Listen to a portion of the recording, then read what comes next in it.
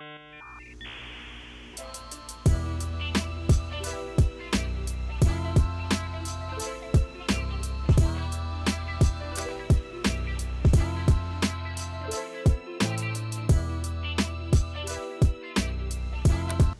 you got fired, mate. I got fired. What happened? I took a dookie in the toilet and forgot to flush it on a Friday afternoon. Came in, place got evacuated. Police turned up and fireys had to come To remove your dookie. No, what actually happened? You didn't get fired. Tell the listeners Zach's latest life development that's happened. Yeah, I think I've been hinting it for the last 2 episodes. Big news coming. I think someone DM'd us saying, "What's the big news?" Or someone said, "What's the big news?" Numerous people ask me, what's Zach's big news? And I'm like, I think I know what it is, but it's like maybe he's got something. Maybe he's like, is he having a kid? Like, what's going on? But it's not that. Not ready for a grommy yet. But I have made the tough decision to leave a perfectly sound job at Board Riders, being the Billabong and Ruka team manager. Mm-hmm. Only after, I think I did 15 months, something like that. Yep. So it was a tough one because it just started to feel like I was getting into rhythm, and I had 12 months to build relationship with the team, and it was already, I had good relationships already, and I had to build new ones, and those new ones felt like they were starting to take shape. Mm-hmm. Although I decided to take the so-called plunge. Not the toilet. Not the toilet. The toilet story wasn't real. Fuck, I wish it was real. That would be the best way to get fired. Unfortunately, no big dookie left in the toilet. I did leave on my own accord. Yep. Was a tough decision, Mm-hmm. but it was the right decision. A lot of things happening in the background with this podcast. Yep. A lot of opportunities that we can sense coming up. Mm-hmm. A lot of people stopping us and saying, look, what you've got is pretty good. Mm-hmm. And for us to capitalize on that, I believe we had meeting after meeting where we're like, let's do this, and then you put it down on a Word document, you go through what needs to be done. Yeah. And there was just no time. Yeah. So it was difficult to have a 9-to-5 job. Not that you just walk in and do the job and clock out. Mm-hmm. My job was constant foresight. For example, before I left, I was working on the Oki Grom comp, which is July 1st. So like you're going to bed thinking about these things. Yeah. There's the Alto Pro Surf, Alto Pro AM, coming up. There's always something coming up. There's contracts coming up. You have those like 10 o'clock at night thoughts of, oh shit, like that guy's going overseas next week. I need wetsuits and things. Which I enjoy. I like that foresight in a career, but I've also got that foresight for the podcast. Yes. And the cognitive real estate was running low. You can only do so much. And Mm-hmm. what I've been telling a lot of people lately is to pick something up, you got to put something down. Yep. There's only so much you can handle. And if you don't try and do too much, which I definitely was, it was just kind of burning the candle at both ends. Yep. So, keen to invest time and energy into the podcast with you. Yep. We're taking the plunge, as mentioned. Yeah. Just a point as well. Podcast isn't, mate. We're still hemorrhaging money on this. Yeah. It's just Time. It makes your life a little bit easier in terms of like not having to travel so far for work, and you're just able to work closer to home. You get to see your fiance Gabby a lot more. You're around the house more. We're both working still. Just I'm still at the surf shop. Zach's going to be working at the airport. So we haven't just miraculously started killing it. Like we're still battling, but this will hopefully lead to better content moving forward, more time, and just better overall production from a Largo standpoint. Most certainly. It was all about time. I like my job there. I really enjoyed it, but I like doing this as well. And I'm just excited it is a business. This is our first business that we've ever created. Yeah. And I've been learning a lot about business, and I'm ready to see if I can implement what I think I know, because it's all pointless in your brain. It becomes a skill when you actually make it tangible. So time to test the waters, see if this is a good business, and all signs seem to be pretty positive at this point. A lot of good support by everyone. So generally good business makes money though. So that's the only sign that's not positive yet, but hopefully in, like, you know, the old saying, you don't make profit in a business for the first 3 to 5 years, whatever it is. Hopefully it's within 3 years. That's where we're at. But yeah, but it's deferred financial gains for us. Yes. We're just chipping away, trying to keep bringing everyone and content that they want to see and hear and for us to do. And I feel like we owe it now. Like, it's almost, we've got so many people tuning in each week, like, we'll actually leave a void in some people's lives if we stop doing this. So we're kind of committed to the cause at this stage. 100%. And I couldn't have... There's one thing I want to thank all the listeners and anyone who supports us in any way, shape or form. It was a tough decision, but it felt right through the support of everyone listening. Like, when you get pulled up in the street, like, oh, you got that podcast. It's like, fuck, that's pretty cool. Yeah. Well, if we weren't getting the numbers we're getting, probably would have strongly advised you to stay in your full-time contracted employment job that you had. It's very much at a point now where probably we could continue to grow at a slower rate as it stood and how we were going, and it might have taken a lot longer. Hopefully this sort of stepping back and having a bit more time is going to expedite that process a little bit, and we can progress much faster than we originally would have. So yeah, I'm actually surprised it got to where it is now. We pretty much, for anyone who's curious, Tuesday Arvo was like our Largo Arvo. Yeah, we have one afternoon. So what you're seeing, like, Spotify wise, like, you've obviously smashed socials across all hours of the day, but what you're seeing Spotify wise is pretty well us sitting down late Tuesday afternoon after a big day at work for me, where I'm constantly like using my cognitive capacity to solve problems. Yeah. So sometimes we'd sit in here and you'd know, like, I was a deer in headlights. I could tell. You could have asked me, what's your bank account number? I would have been like, yeah, so it's 1298. Like, I was just exhausted. So that's another thing. Like, it's time and the energy that I want to put into this. And if it fails miserably, I'm okay with that. 100%. Because we're going to learn something out of this. So, but it was good fun in the surf industry. I don't want to say surf industry because surf industry isn't just those brands, but we're still technically in it, right? We're still technically in it, but it was good to have a peek behind the curtain. I was riding for Quicksilver for a long time, and obviously being in the surf space, and we came through the back end of the golden era. So it was interesting to peek back behind the curtain, have a look at those big brands. They're not going anywhere, I'll tell you that much. I'm not going to sit here and spill the beans, maybe in an episode later on, but I feel like those brands are definitely not going anywhere. They're pretty healthy. But it was a good experience. Yeah. Funnily enough as well, for the first day of recording that we supposedly have a little bit more energy and ability to put words into our mouths and actually talk in proper sentences. We had a really, really good chat with Kael Robson earlier today that went for about an hour and 45. So hopefully we've got enough cognitive ability still to get this one out. This is a pretty big one.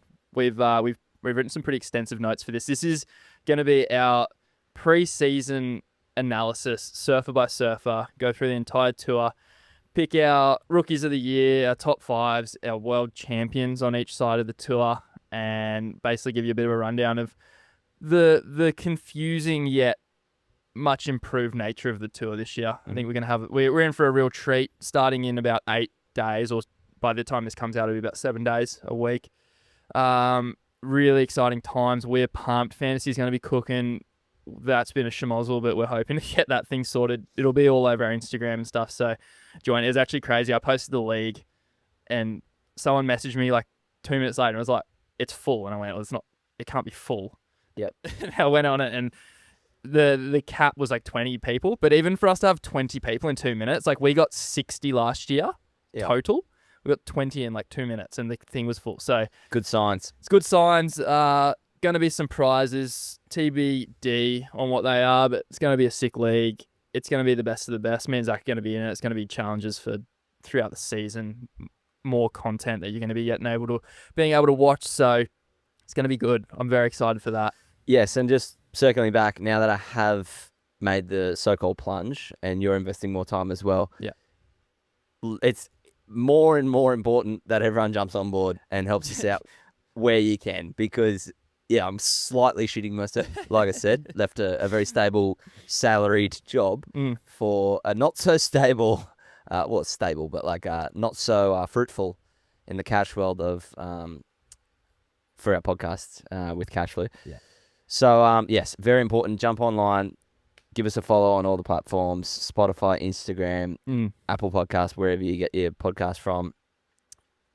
Put it this way: Zach got a call from his fiancée Gabby earlier today and she said there's half a sandwich at home for lunch. Do you want it? And he went yes, and immediately left and went home and ate half a sandwich. So that's where he's at. Yep. So half sandwich kind of guy now. Press subscribe if you can. Keep Zach off the streets. All right, let's get into it. The biggest change from this year's tour, other than the cut going missing, which is perfect, we love that, is the elimination of the non-elimination rounds. No longer is there wasted time, although I'm sure the tour surfers appreciate having that extra rebound round. They're gone. So basically now every heat that you surf on tour, you're a chance of being eliminated. First 9 events of the season, you have 4 2-person sudden death heats. They will be comprised of the bottom 5 Challenger Series surfers, plus I think it'll be 3 wildcards. So those guys that finished 1st to 5th on the Challenger Series this year, they'll go straight into round 2, laughing. 6th to 10th will have to surf in this initial round alongside the wildcards. So that's basically what's going to happen there. Events 10 and 11 will be the cut events. Post-season. We're not calling it the cut. It's not a cut. We're calling it post-season. It's a post-season. So the tour surfers, beyond on the men's, I think it's 25 back. They won't compete in these 2 events, as well as I think it's 17th back on the ladies' side. They skip those 2 events. The top 24 and top 16 respectively on the men's and ladies tours, they will surf in these events, and it gives them an added opportunity to better their points. Doesn't necessarily mean those guys that aren't surfing, they can't still requalify. They just skip them, and then they come back at pipe for the additional 5,000 points on offer for that event win. Obviously, that'll probably trickle down through the seeds as well, and still to be confirmed on that, but I'm assuming each position will have added weight too. Not sure, but we'll get back to you on that. It's all pretty new. It's all new. So it'd be good to get the first one out of the way so everyone can kind of see how it all works, because it's all just theoretical at this point. Yes, but just know that when we rock up the bells next week, there's going to be an opening round that are only going to feature the lower seeded surfers plus the wildcards. Then we get into the main draw. So that's where that opening round things come from. Yeah, I don't think there's a better year to trial this with the wildcards that we've got. I usually you'd kind of be like, okay, like it's the bottom feeders of the pack, as if we call it that. Don't mean to be rude to anyone, but especially on the women's side, it was on the men's side. But I wouldn't say Ramsay's that like your first go to for. Imagine the poor bloke that's got to cop Medina first heat in the opening round. Welcome to the tour and just Medina straight away. You get Medina'd in your first heat, but. Yeah, I guess to be the best, you got to beat the best. It's just unfortunate that in this particular year, Medina has decided to come back and ruin a lot of people's days. So, yep. Anyway, heaps to talk about. We're going to go surfer by surfer. Should we run through who's on tour quickly? I'll run through who's on tour for the men's if you want to do the ladies. Sure, do a speed run. All right, so a bit of a flurry of names for everyone. So from the 2025 CT rankings, we have Yago Dora, Griffin Colapinto, Jordy Smith, Italo Ferreira, Jack Robinson, Ethan Ewing, Kanoa Igarashi, Felipe Toledo, Leonardo Freavante, Cole Hauschman, Baron Mamiya, Connor O'Leary, Miguel Pupo, Jakey Marshall, Crosby Colapinto, Marco Mignon, Jao Chianca, Joel Vaughan, Al Cleveland Jr., Rio Wada, Seth Moniz, Alejo Moniz. Interesting that the Menezes are paired together there. Not related. Not related at all. Who qualified onto the tour this year was Kael Bas, Eli Hanneman, Morgan Siblick, George Pitar, Sammy Pupo, Callum Robson, Luke Thompson, Oscar Berry, Matteas Heruie, Liam O'Brien. And our wildcards are Gabriel Medina and Ramsay Bukayam. So pretty stacked. New faces, some very old faces. Yep. We'll get into that. If you want to go through the women's. Sure. From last year's CT, Molly Picklum, Caroline Marks, Gabby Bryan, Caitlin Simmers, Betty Lou, Izzy Nichols, Tyler Wright, Erin Brooks, Lakey Peterson, Lana Silva, Sawya Limblad, Vahine Fierro, Bella Kenworthy, Brisa Hennessy. From the Challenger Series, we've got Tia Zabrowski, Yolanda Hopkins, Sally Fitz, Alyssa Spencer, Francisca Veselka, Nadia Eristab, Annette Leor. Wildcards, Carissa Moore, Steph Gilmore, and we have the maternity wildcard of Joanne DeFay. Yes. Now, that was a lot of names. Was. And hard to keep up. So, with all the qualification stories, at times, some big names kind of slip and they fall off the backside. A lot of the storytelling around this time of year is who qualified. Yeah. But we never really get to shine a light on who dropped off the back of the boat. Yeah. So, who we won't be seeing this year, John Florence, big one, accepted a wild card, thought about it, said no thank you. Yeah. That's pretty big news. That's old news. So we won't be seeing John. Unfortunately, not seeing our good friend Ryan Callanan. Yeah. That's a sad one. Yeah. Matthew McGillivray won't be jumping out of planes into his next heat. No. Imai Kalani DeVault dropped off. David Silva and Ian Gouveia. On the women's side, no real change at all because the field increased in size. So the only casualty, which isn't really even a casualty at all, is Tatiana Weston-Webb, although she is expected to get a season wild card from time to time when she's ready to compete after her maternity leave. Yes. So fewer casualties on the men's side, pretty well nothing for the women's. Exactly right. But that'll only happen. That's the only time that can happen for the women's. Yes. Because next year there'll be the same field. Yeah. Unless they grow again. Who knows? They may well. You've got some thoughts heading into the 2026 season. There's a heading here. Zach's overall mentality heading into this year. Yeah, I just thought before we run into a breakdown of each surfer and what we think, here's my collective thoughts for anyone. If you want to sit inside the top 10 and run for a title, I think surfers need to capitalize on what they're good at rather than focusing on just being an all-rounder. I say that because look at the crew in the sport now that are chasing titles. They're all incredibly good at one thing first, and then the rest follows. Ethan Ewing probably wouldn't do too well at stab high. No. But can you put a fucking rail turn together? 100%. He's the best, in my opinion, on this planet right now at rail surfing and style. Yep. So he's the best. He's got that real estate. Don't go after it. No. I'm not saying don't, but do what you're good at. Capitalize somewhere else. Yeah. It's like business. Like if you're trying to make a Facebook, like it's going to be hard. Like everyone's trying to make a Facebook or an Instagram or the next social media. Yeah. Go after some free space. I think Medina going back. I remember Medina through my first memory of Medina was he did 3 airs on one wave at the King of the Groms at Madawi. Yeah. He was an aerial specialist. Now look at him. He fucking charges chopes. But go back 5 or 6 years, like I don't think he was charging, or maybe a bit more than 5 or 6 years. When he first came through, there was question marks for sure. He had question marks. He's fixed that through his time on the tour. Yeah. Italo the same. I don't think he was at the forefront of anyone's fantasy picks for pipe, but now he probably is. Yes. So my this point probably more tailored to the rookies. Find what you're good at and double down on it rather than try and be everything to everyone. For sure. I just think that seems to be where a lot of crew come on, high hopes, fall off pretty quickly. Yeah. So yeah, that was my my overall thoughts for the rookie class. Although for the men's, it's not really too rookie related. They've all had a bit of a sniff. Yeah. So yeah, that was my overall thoughts for anyone heading into this year. Love it, mate. Okay, predictions. We're gonna go ladies first.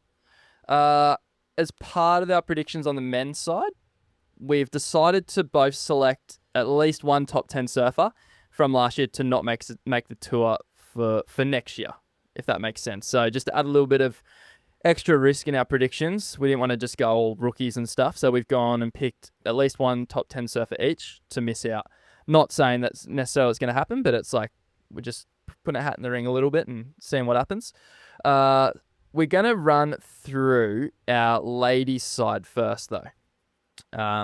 So we've got surfer, their weakness, well, their worst events are probably going to be their strength, their best events. And then for the ladies' side, we've got, and the men's side actually, who's going to re-qualify? 10 people can't.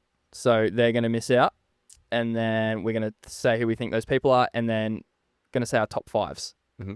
Who's going to be in the top five, and then we'll eventually get to who's going to win the world title. Start off with Joanne Defay, the maternity wildcard.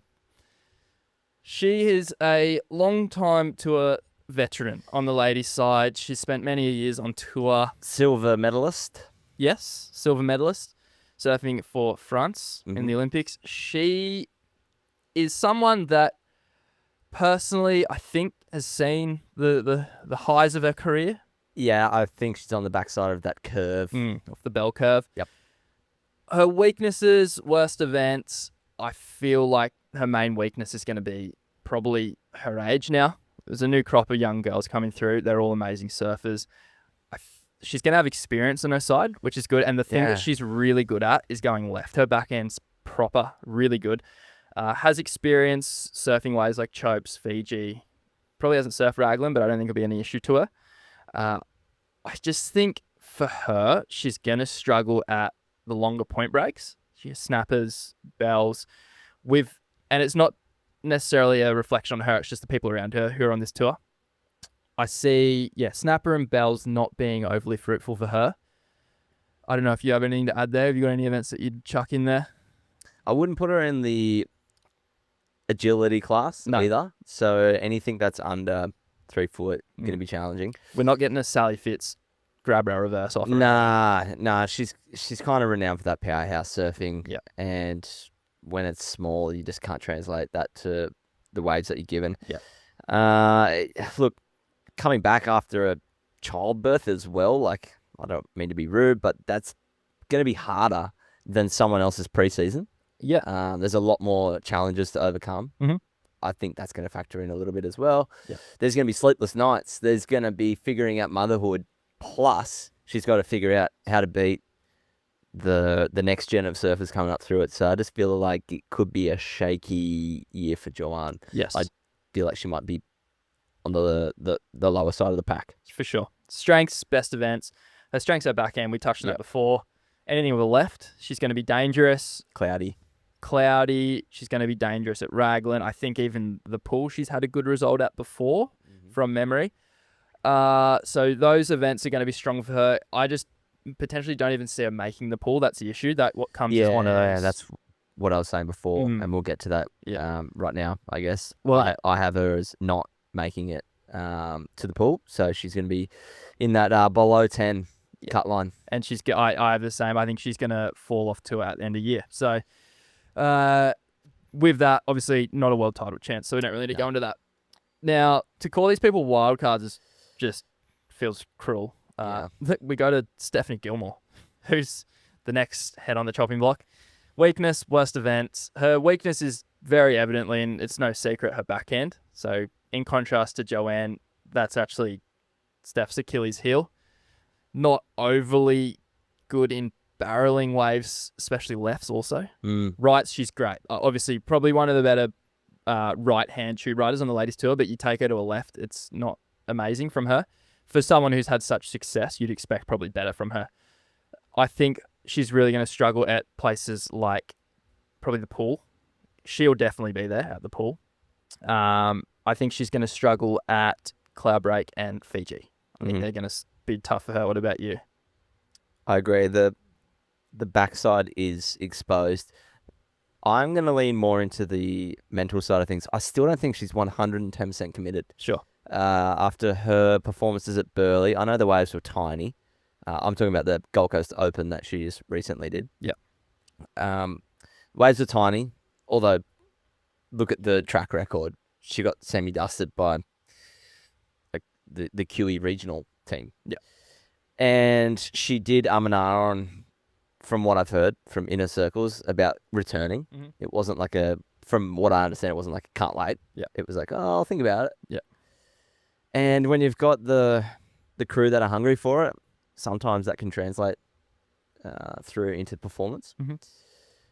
So, yeah, I think that might be a slight weakness, whether she's fully committed and fully in, not sure. But I agree that her backhand is exposed. For sure. In terms of her strengths, I mean, we don't really need to go into too much here. Any right-hand point break or right-hand wave, she's going to be troubling for the other competitors at. Yep. Just lock her in for semi-finals. Snapper, definitely. Maybe Bells too. She's had results there in the past.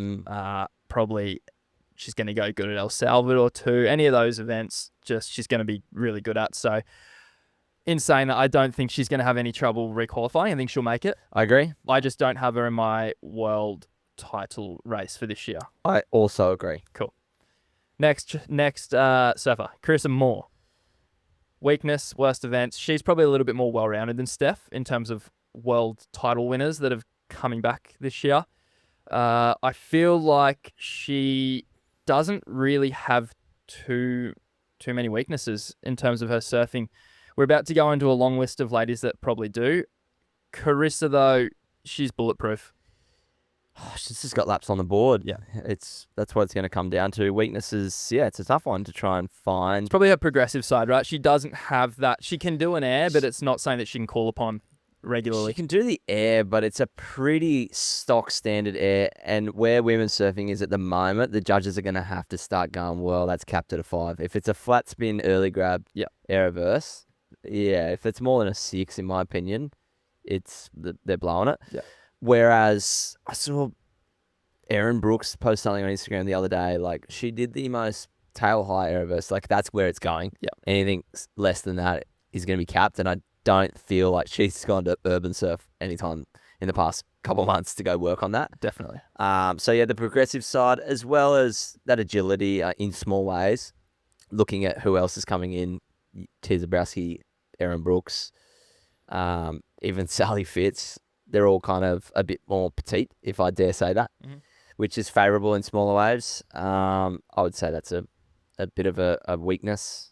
Yes. But moving into strengths, that's a strength. Yeah. Like, if she can find a big bells wall, a big snapper wall, any wall, really. It's lights out, isn't it? Yeah, it's going to be really tough for the next gen to give it a good nudge at her. Yeah. In terms of worst events, it's hard to pick one. I feel like potentially she might struggle at somewhere like Raglan, Brazil. Also, give it just these arenas where things are a little bit more unpredictable, and someone can sneak away and catch a wave on their own. Somewhere, somewhere like that. I feel like she's, like I said, she's really bulletproof. Strengths, there's a few of these throughout the men's side as well, but this will be the first time you hear it. It's a dartboard. It's a dartboard bet for me with her.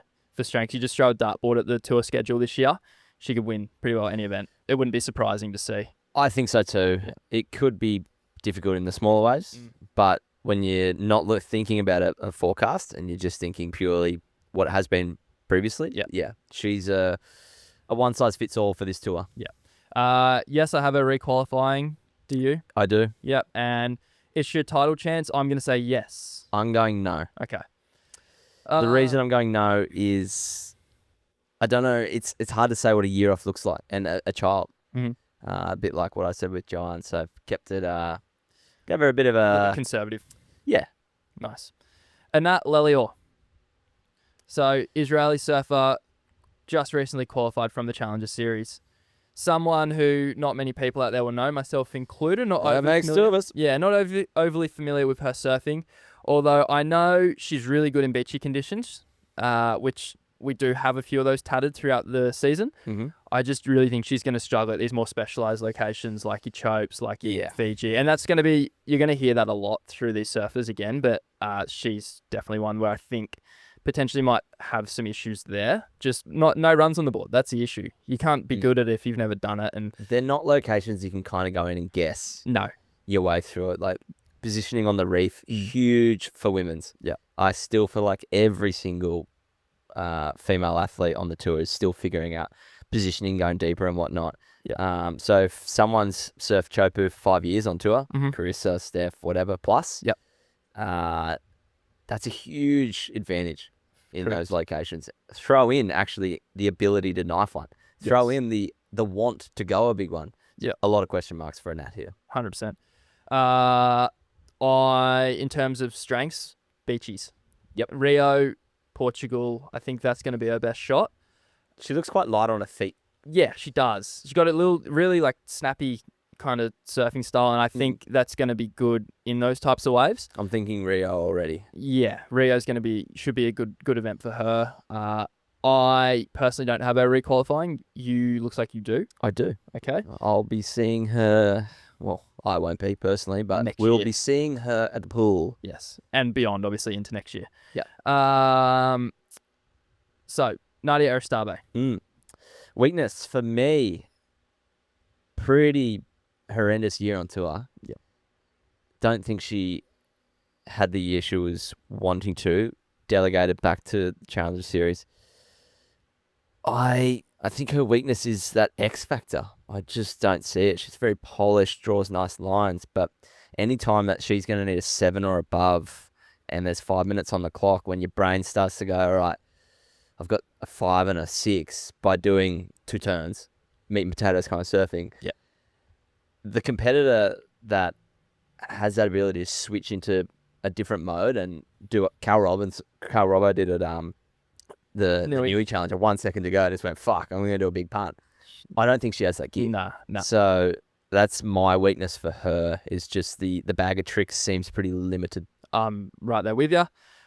In events that she's probably not going to go overly well in, again, the reef passes that we have on tour, probably pipe too. Don't see that going overly well for her. And look, I don't think she's going to go overly well at Raglan either. I don't have her requalifying based on that. I think her strengths will be she's going to go good at the right-handers. Her backhand's easily her best asset. Mm-hmm. Really polished backhand surfer. So snapper and bells come into it immediately. She can get off to a good start there, then her season could set up nicely for her. I just think poor results there is going to just lead her down a pathway of just despair. And yeah, I don't have her requalifying. Well, that's what her first year on tour looked like. It was just started bad, ended bad, didn't really even... I don't think she got what you could claim a good result. No. So based on prior performance, I just don't have high hopes for Nadia Eristab, unfortunately. So yeah, I agree. Not going to be seeing her on tour next year. Sweet. And obviously, in saying that, no world title for her this year. Francisca Veselko, another surfer who has just recently qualified, someone who's a little bit unseen in terms of her abilities. She looks probably one of the more polished rookies coming through, though. Really good style. I think, again, she's had results at like places like Newey, beachy conditions where it's going to be a little bit more reactive. She's really fast. I think I'm looking at Rio. I'm looking at Portugal again. Place like that. In terms of weaknesses, though, I think there's going to be many. And I think the reef passes are going to be especially bad for her. Nadia's kind of got that. At least she's a goofy footer, which can help sometimes. Francisca's going to be backhand. I just don't see her making she might make one heat. I don't see her making many heats there at all, though. So that's going to be her weaknesses. Strengths, again, front side's good. So could do good at snapper and bells as well. This could be somewhere where she could look to bank points early. I think more specifically like a winky setup. Yes. Bells can be quite tricky. So we might have to differentiate between or explain why winky or bells. Yeah. Because polar opposite waves, in my opinion. Yeah. I know they look the same on the broadcast and whatnot, but the pace is so different. The steepness of the face, very different. So, yeah, I feel like she's acclimatized well to a snapper, punchy... bit of speed in the wave. Yeah, a bit more to play with, whereas if she needs to go hunting for it might be a bit tricky. Yeah. So, yeah, strength's going to be those sorts of venues. I don't have her requalifying. Do you? I do. Okay. Do I? Maybe in 9th. Yeah, okay. You know what I mean? Like, I had to put yes there for someone. So. Just inside. I don't have full confidence, but I have somewhat confidence that she'll make the pool party. Yeah. Next surfer up, someone who's been here before, Alyssa Spencer. Weaknesses of all the rookies, or not rookies, but tour qualifiers, I actually maybe have a second. There's someone else coming up that I have that have been better than. But yeah, I feel like Alyssa's got a little bit more going on than the ones we've just mentioned. I think her weaknesses probably a little bit inexperienced still in those better wave venues like your Fijis and Chopes, but still has a little bit more of an idea than a few of the others. So I think she's going to be a little bit more bulletproof, and I think personally she's going to keep her spot. But in terms of strengths, her backhand's incredible. She has a really, really nice backhand. We saw a bit of it at the recent Newcastle Challenge Series event where she won the event, I believe. She went all the way to the final. So Was it her that nearly got hit by a dolphin? No, someone else nearly got hit by a dolphin. That was crazy. Yeah. I thought it was her. But anyway. Bit of wildlife getting summoned in that event, But yeah, I think weakness is going to be your reef passes. Better waves are going to be anything that she can do a backhand donkey kick on. And yeah, look, bells, snapper, eat your heart out. It's going to be really good for her. I do have her requalifying. As do I. Beautiful. Not going to win a title this year, though. No. Sally Fitz. She's taking a break from selling sheds, going back to the tour. Is this the third time? There's a few. I don't know. And almost consecutively. I don't know the count on it. It's a lot.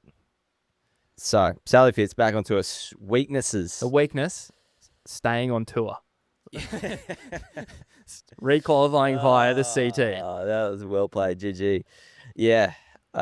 Consistency. Strength, Challenger Series. Yes. She fucking blitzes it every time and just goes absolutely as soon as she goes on the CT, which I think perfectly categorizes where her ability should live. Yes. Look, she's the poster child of what was enough through 2000s and 2010 and onwards. From 2020-ish, not enough, in my opinion. 45 consecutive quarterfinal finishes or something ridiculous. Yep. She is very much in that same vein as Joanne Defay, who I think is just slowly getting aged out by the younger guard coming through. She's had a very, very successful career, made lots of coin, I assume, plenty of results throughout the years, and she's done very well for herself. I just think now it's very evident her best surfing's behind her. Yep. The turns, they're not really there anymore. She doesn't carry that power, which is going to be a weakness. She doesn't throw a lot of spray. I think it's going to hinder her at a lot of these tour stops, actually. Strength, though? Heat strategy, and has a lot of runs on the board and a lot of experience at the waves that we've said these other girls are going to struggle at. Fiji, probably not so much chokes, but definitely Fiji, and Surf Pipe a fair bit too. Yeah, and I just feel like when she's going to get matched up with someone like Annette or Nadia, when the going get tough, she's probably going to gear up. Yeah. When the shoe's on the other foot, those girls are going to crumble and not understand some things or just not have those runs on the board like you alluded to before. Yeah. That's where she might get above, the pass mark. Yeah. But it's not going to be that glorious hurrah moment. It's just going to be, oh, yeah, she's still there. Oh, sweet. Yeah. So I actually don't have her making it to the end of the year getting cut. Yeah. I have her winning the Challenge Series 2027. Yeah, sweet. Like if history repeats itself, we'll be having this conversation. Just copy and paste the notes in 12 months' time. Yeah. I'm saying I don't see her requalifying, and obviously not a title chance. Next one, Yolanda Hopkins. Weaknesses. A few. Now that I'm not assigned to any big business, just Jetstar, I can tell you what I feel. I just don't see it. I do not see it for a full year on tour. So her weaknesses it's gonna be just her general surfing ability. I don't think is there to be a top 16 surfer at the end of year when you're doing the rankings. I just don't see it.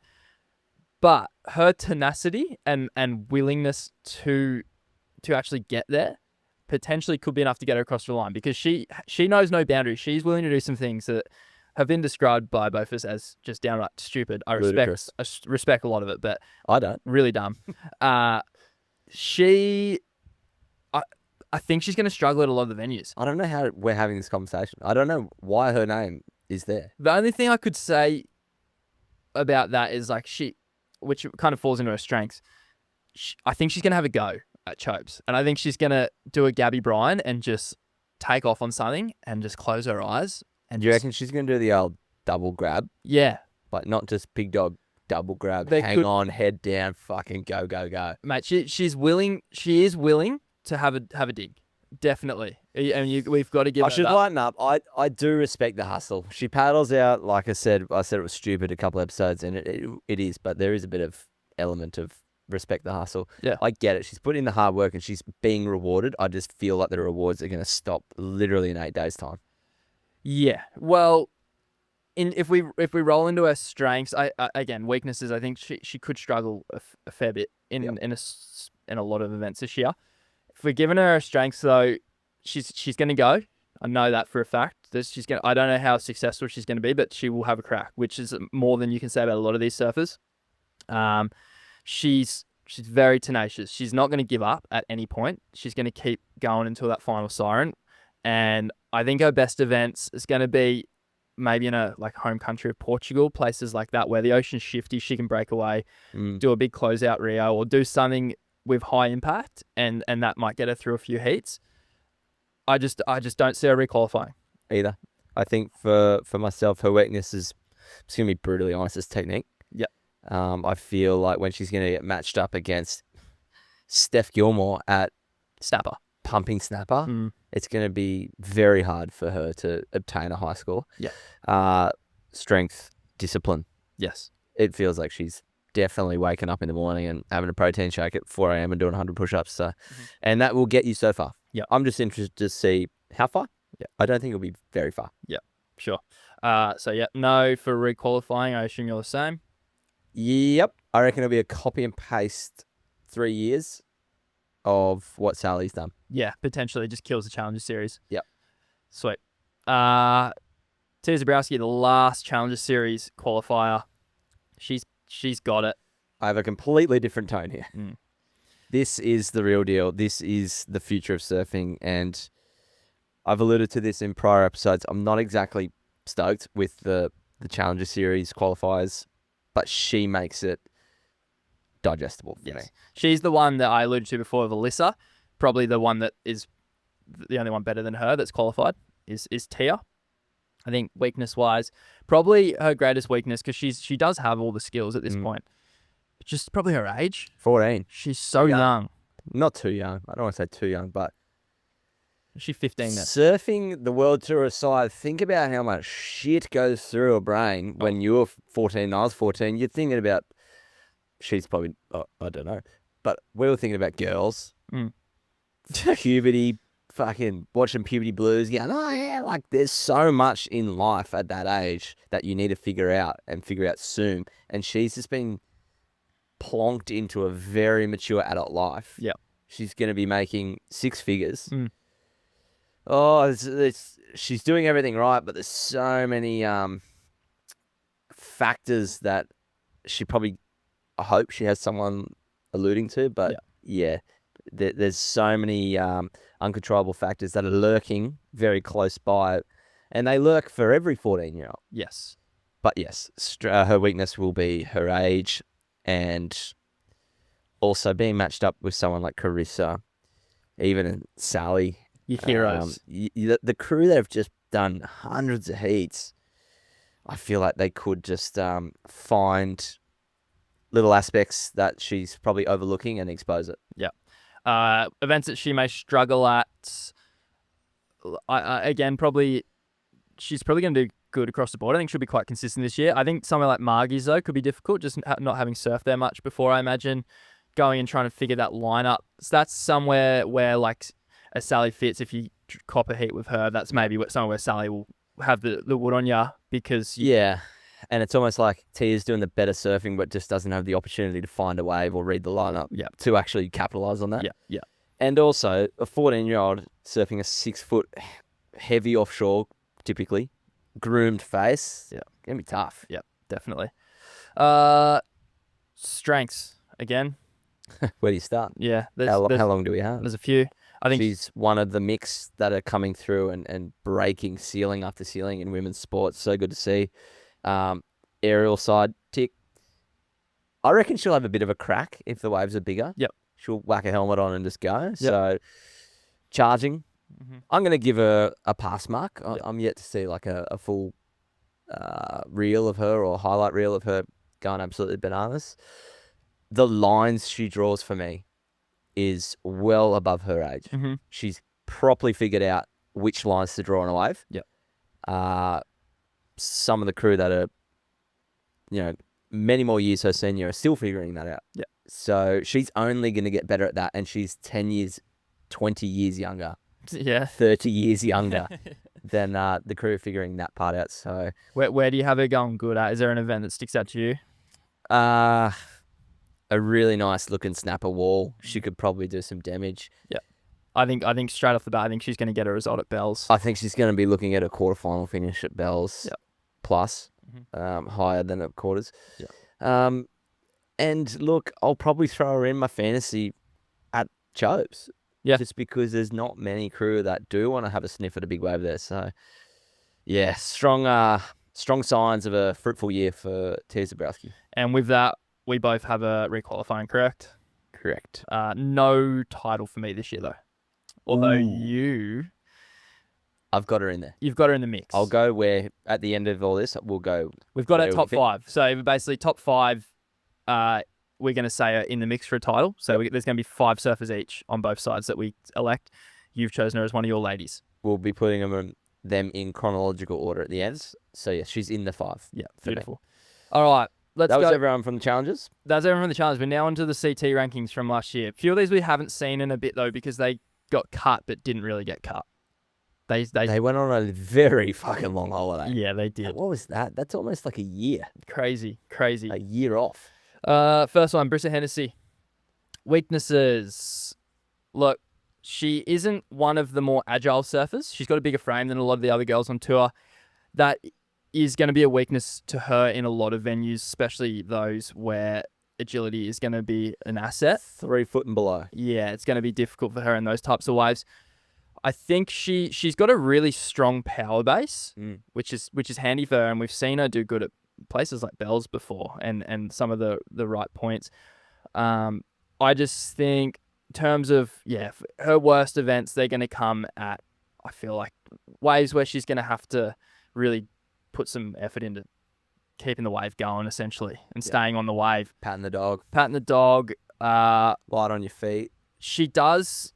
Yeah, look, I reckon we might see her struggle at, as well, somewhere like El Salvador, where although she represents Costa Rica, I believe, on the tour, which is kind of in the same realm. She's probably spent time there, but just her speed isn't as fast as some of the other girls. I feel like she's going to get left behind a little bit there too. In terms of strengths, again, her power base is really good. She's done good at Bells. Some of those ways where she's going to really be able to draw her turns out, it's going to be really helpful to her. I think, Bells, Snapper gets a good forecast. Could be dangerous, dropping a few big scores there also. Her backend's really good. So Raglan comes into consideration also. And she has spent a lot of time at Fiji, I believe, and surfing her backend there. So she's grown up in Hawaii, right? Yeah. So you'd have to think she's at least a couple steps ahead of the rest of the pack when it comes to somewhat heavy water waves. Yeah. So, strength would be heavy water waves. Weakness, not so heavy water waves. Yeah, the opposite. I don't have her requalifying. I do. You do? Yeah. Do you have her Again, not like a full pledge, confidently just in the mix. Get around it. Just have her there. Yeah, sure. Okay. No world title, I'm assuming. Negative. Yeah. Vahine Fierro.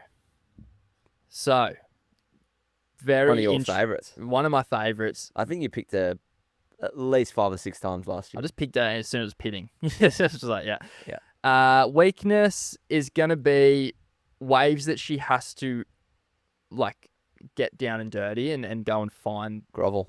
Go and grovel. Yeah. I don't, in terms of waves that she's going to struggle at, like, probably, I don't know, Rio. The pool, although she did all right there, and maybe like your Portugal's, places like that. Although she's fairly well rounded in terms of her strengths. We go to that. I think her backend's really solid.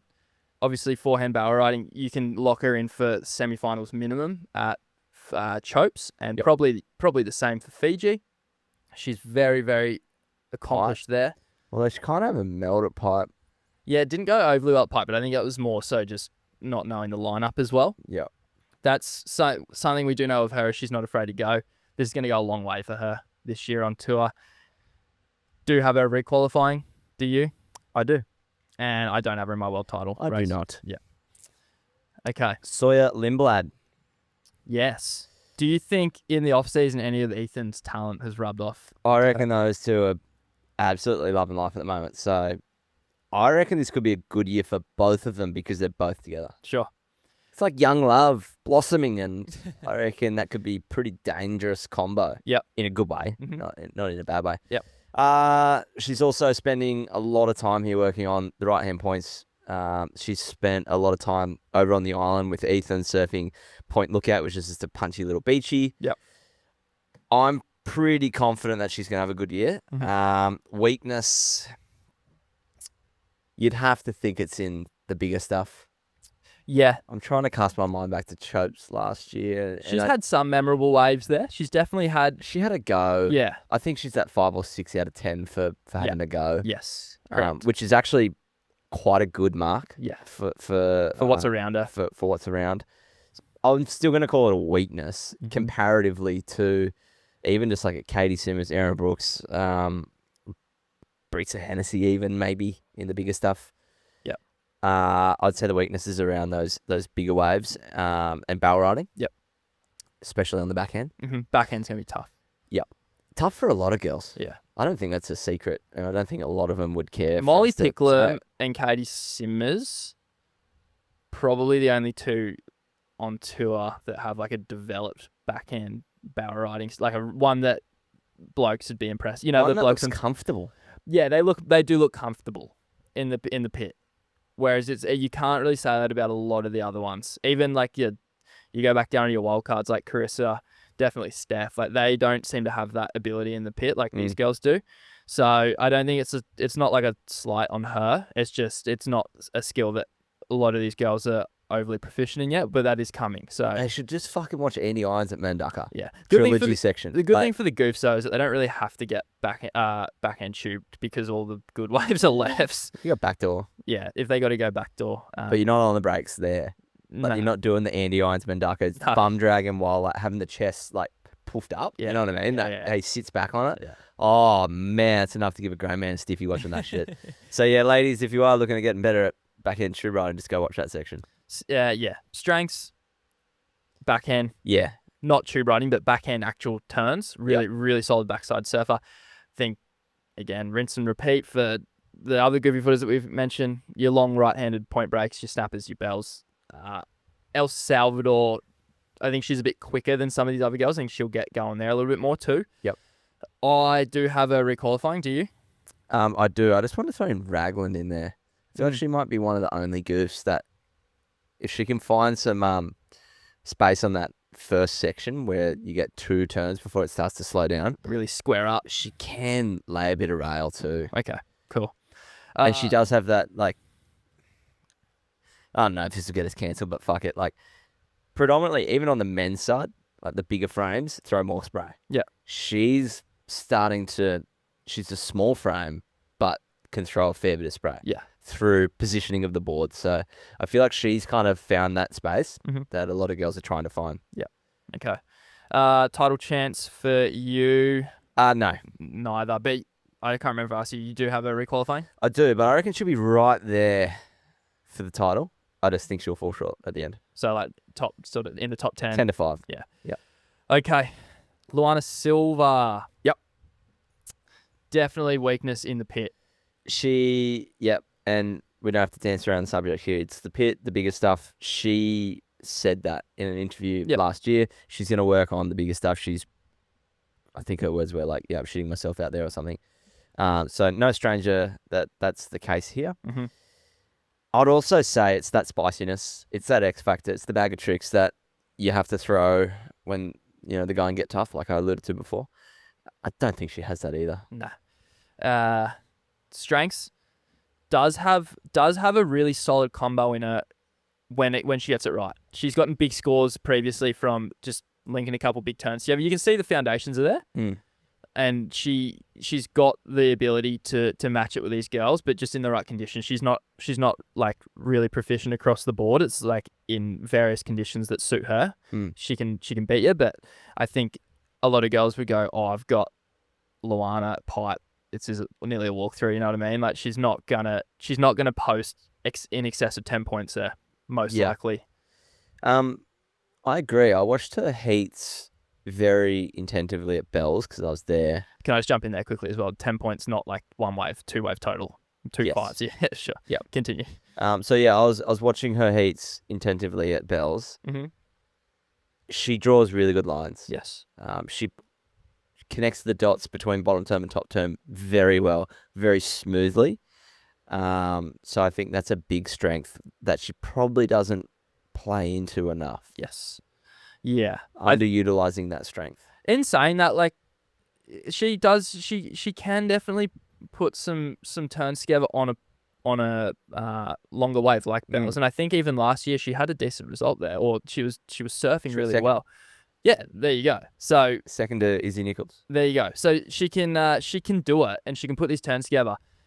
She just needs, again, the right conditions. So and that was big and junky Bells. Yeah, and it was lumpy, very difficult to surf, and I was very impressed with the line she drew. It's very easy to just keep the board flat and try and look busy on a wave when it's lumpy. Yep. Because when you sink a rail in a lumpy wave, it's usually a dog's breakfast. Exactly what comes next? So she did very well by making it look, I don't know, like more like artwork. Yeah.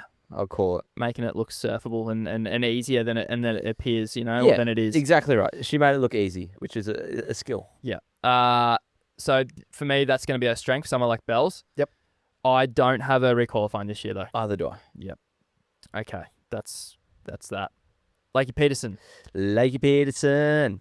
Weakness, again, it's going to be her being on the back end of the bell curve. She's on her way out. Updated. She's the old wave of surfing on the ladies' side that rinsed it throughout the sort of late 2010s, and really like mid to late 2010s and was able to do so because that was the standard at the time.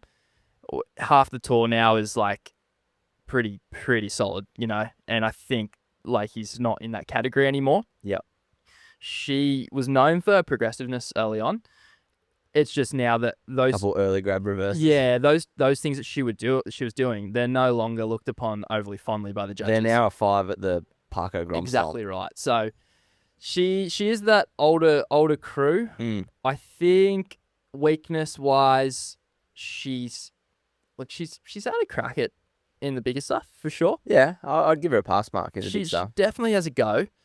I think it's just going to be, again, another one that's the people around her are just better than her. Yeah. And it's a new wave. She's going to do new age, new wave. Yeah, there's no real wave that sticks out to me like you're going to suck here. Like she may well make every first round heat, she might make every round 1 heat and make a couple heats in each event or whatever, but I just don't think that's going to be enough for her come at season's end. Her strength, she's actually had a few really decent results, places like Margie's and trickier waves on tour, which early on you probably wouldn't have picked for her.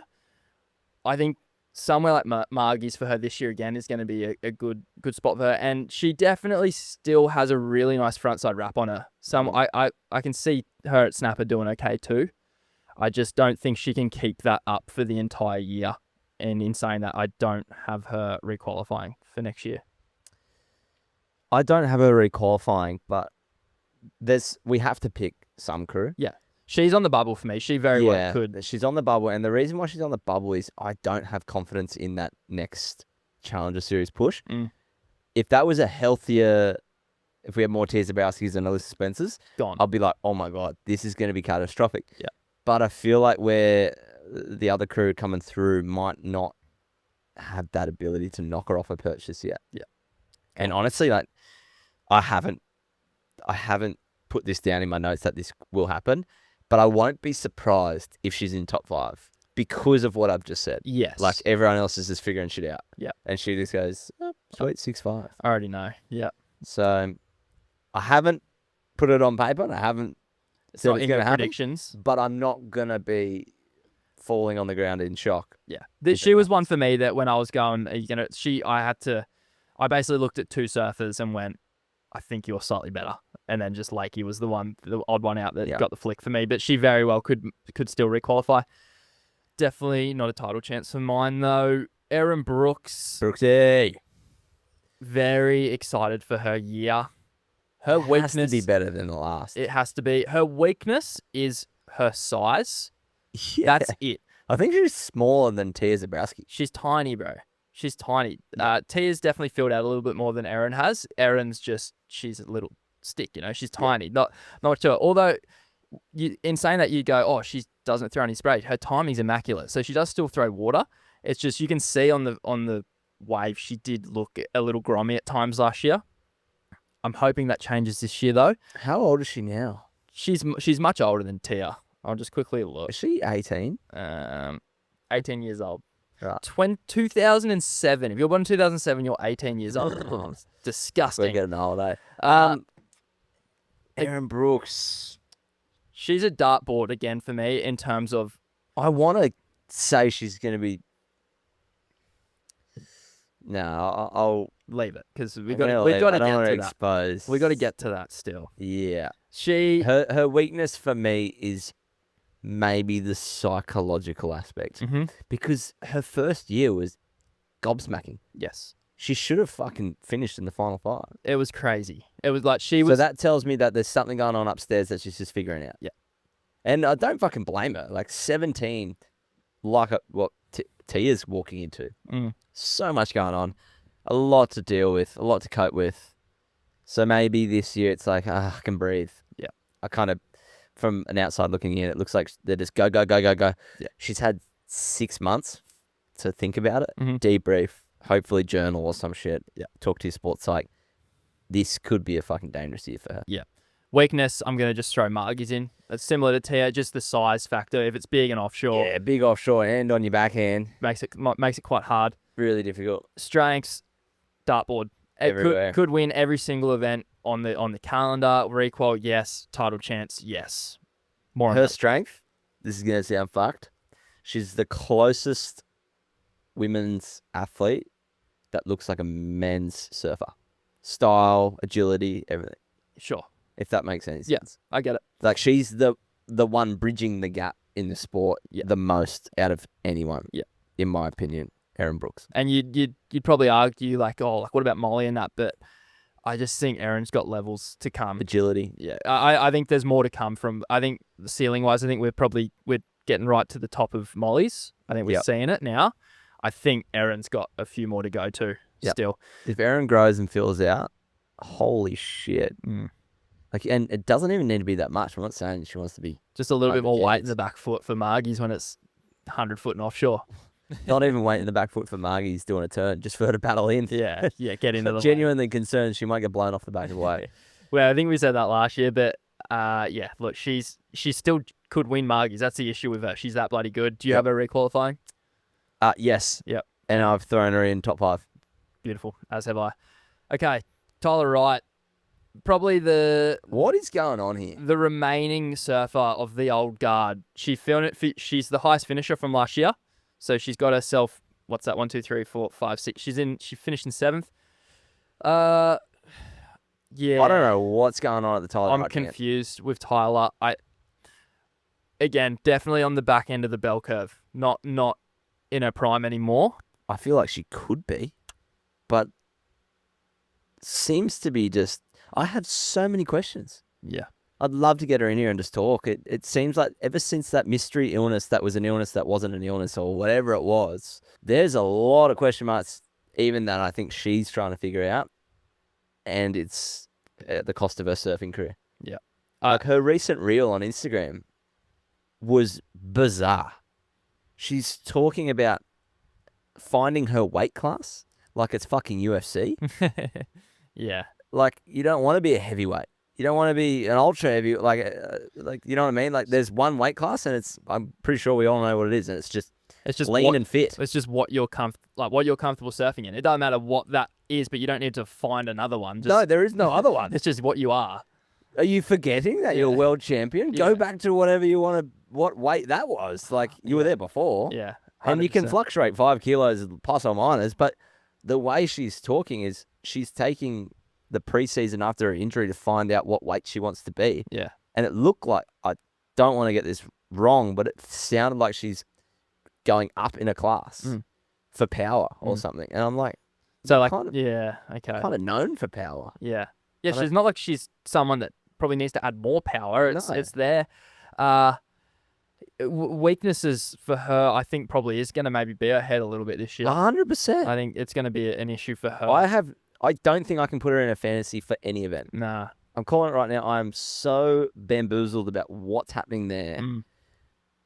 I would love to be a fly on the wall at the Rip Curl head office when it came to her contract time. I've got a sneaky suspicion, and please, someone comment or whatever if you know more. I don't reckon it was too much to do with money. I reckon she's a flight risk. Potentially.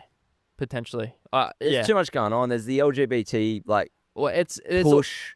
It's There's also the women in sports push. There's this.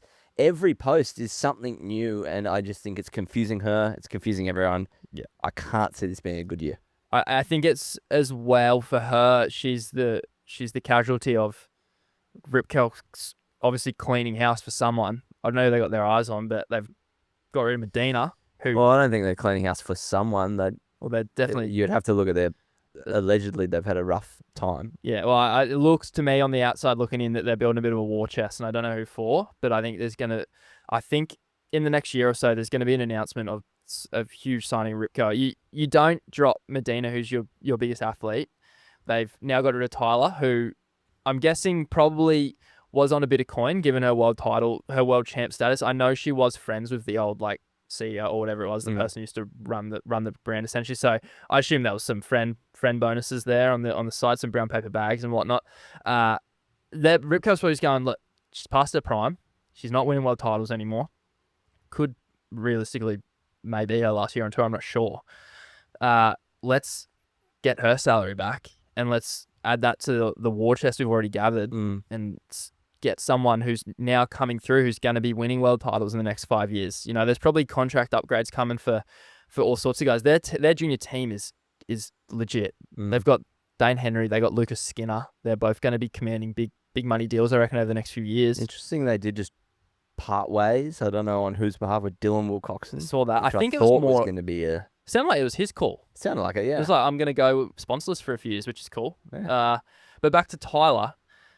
Yeah, no, not going to be rocking the Rip Curl sponsor for the first time ever at Bells, which is going to be weird. First time in her life. Yeah. So don't think she's ever been with anyone else. Always been a Rip Curl. Yeah. So I for me, if I'm putting myself in the Rip Curl's head honcho's chair, fuck all results in the last foreseeable future. Yes, she's been injured and been out and whatnot. It seems like she's just attaching herself to everything, which is dangerous for business. Yeah. Next thing you know, your star athlete is doing something that doesn't align with the brand. You go, uh-oh. I reckon they've cut ways and it's gone, no, it scares me a little bit. Yeah, sure. Weaknesses this year, again, in terms of events that she might struggle at, she's got the benefit of experience, which is going to go a long way for her.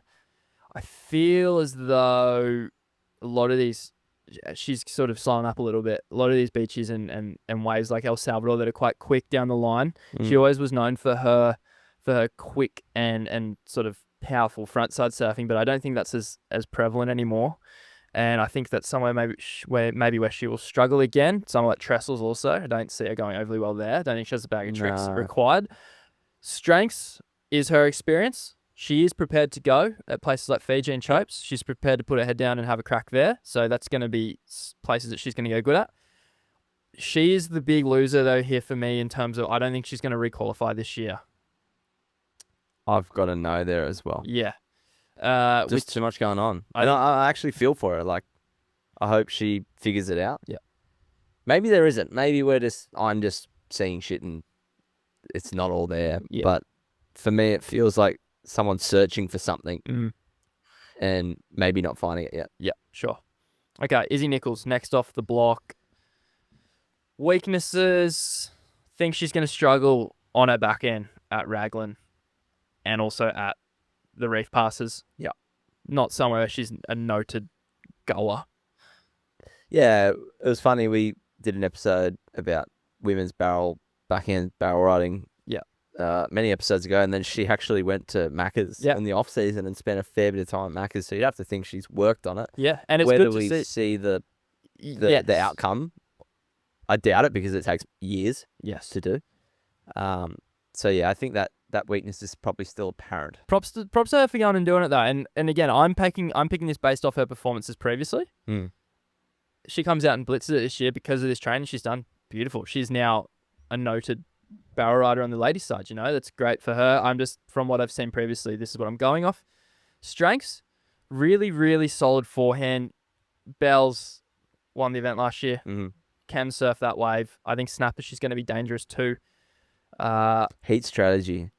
Yeah, really switched on. Super switched on. We talked about it again previously where she was making such calculated decisions and wasn't even like surfing the best, but just every opportunity. Priority change, she was on the good side of it. Yeah. Sets come, she was on the best set. Yeah. I just think she's incredibly smart. We know she's incredibly smart. She's got a engineering degree in she's got a degree. Water. I think it's water and engineering or something. Okay. Hydro something. Yeah. So she's incredibly smart out of the water, but she's incredibly smart in the water. Yeah. Her biggest strength for me is that. Beautiful. I do have her requalifying. I don't. You don't. And that one's a bubble one. Bubble, for sure, bubble. But I think she'll be okay.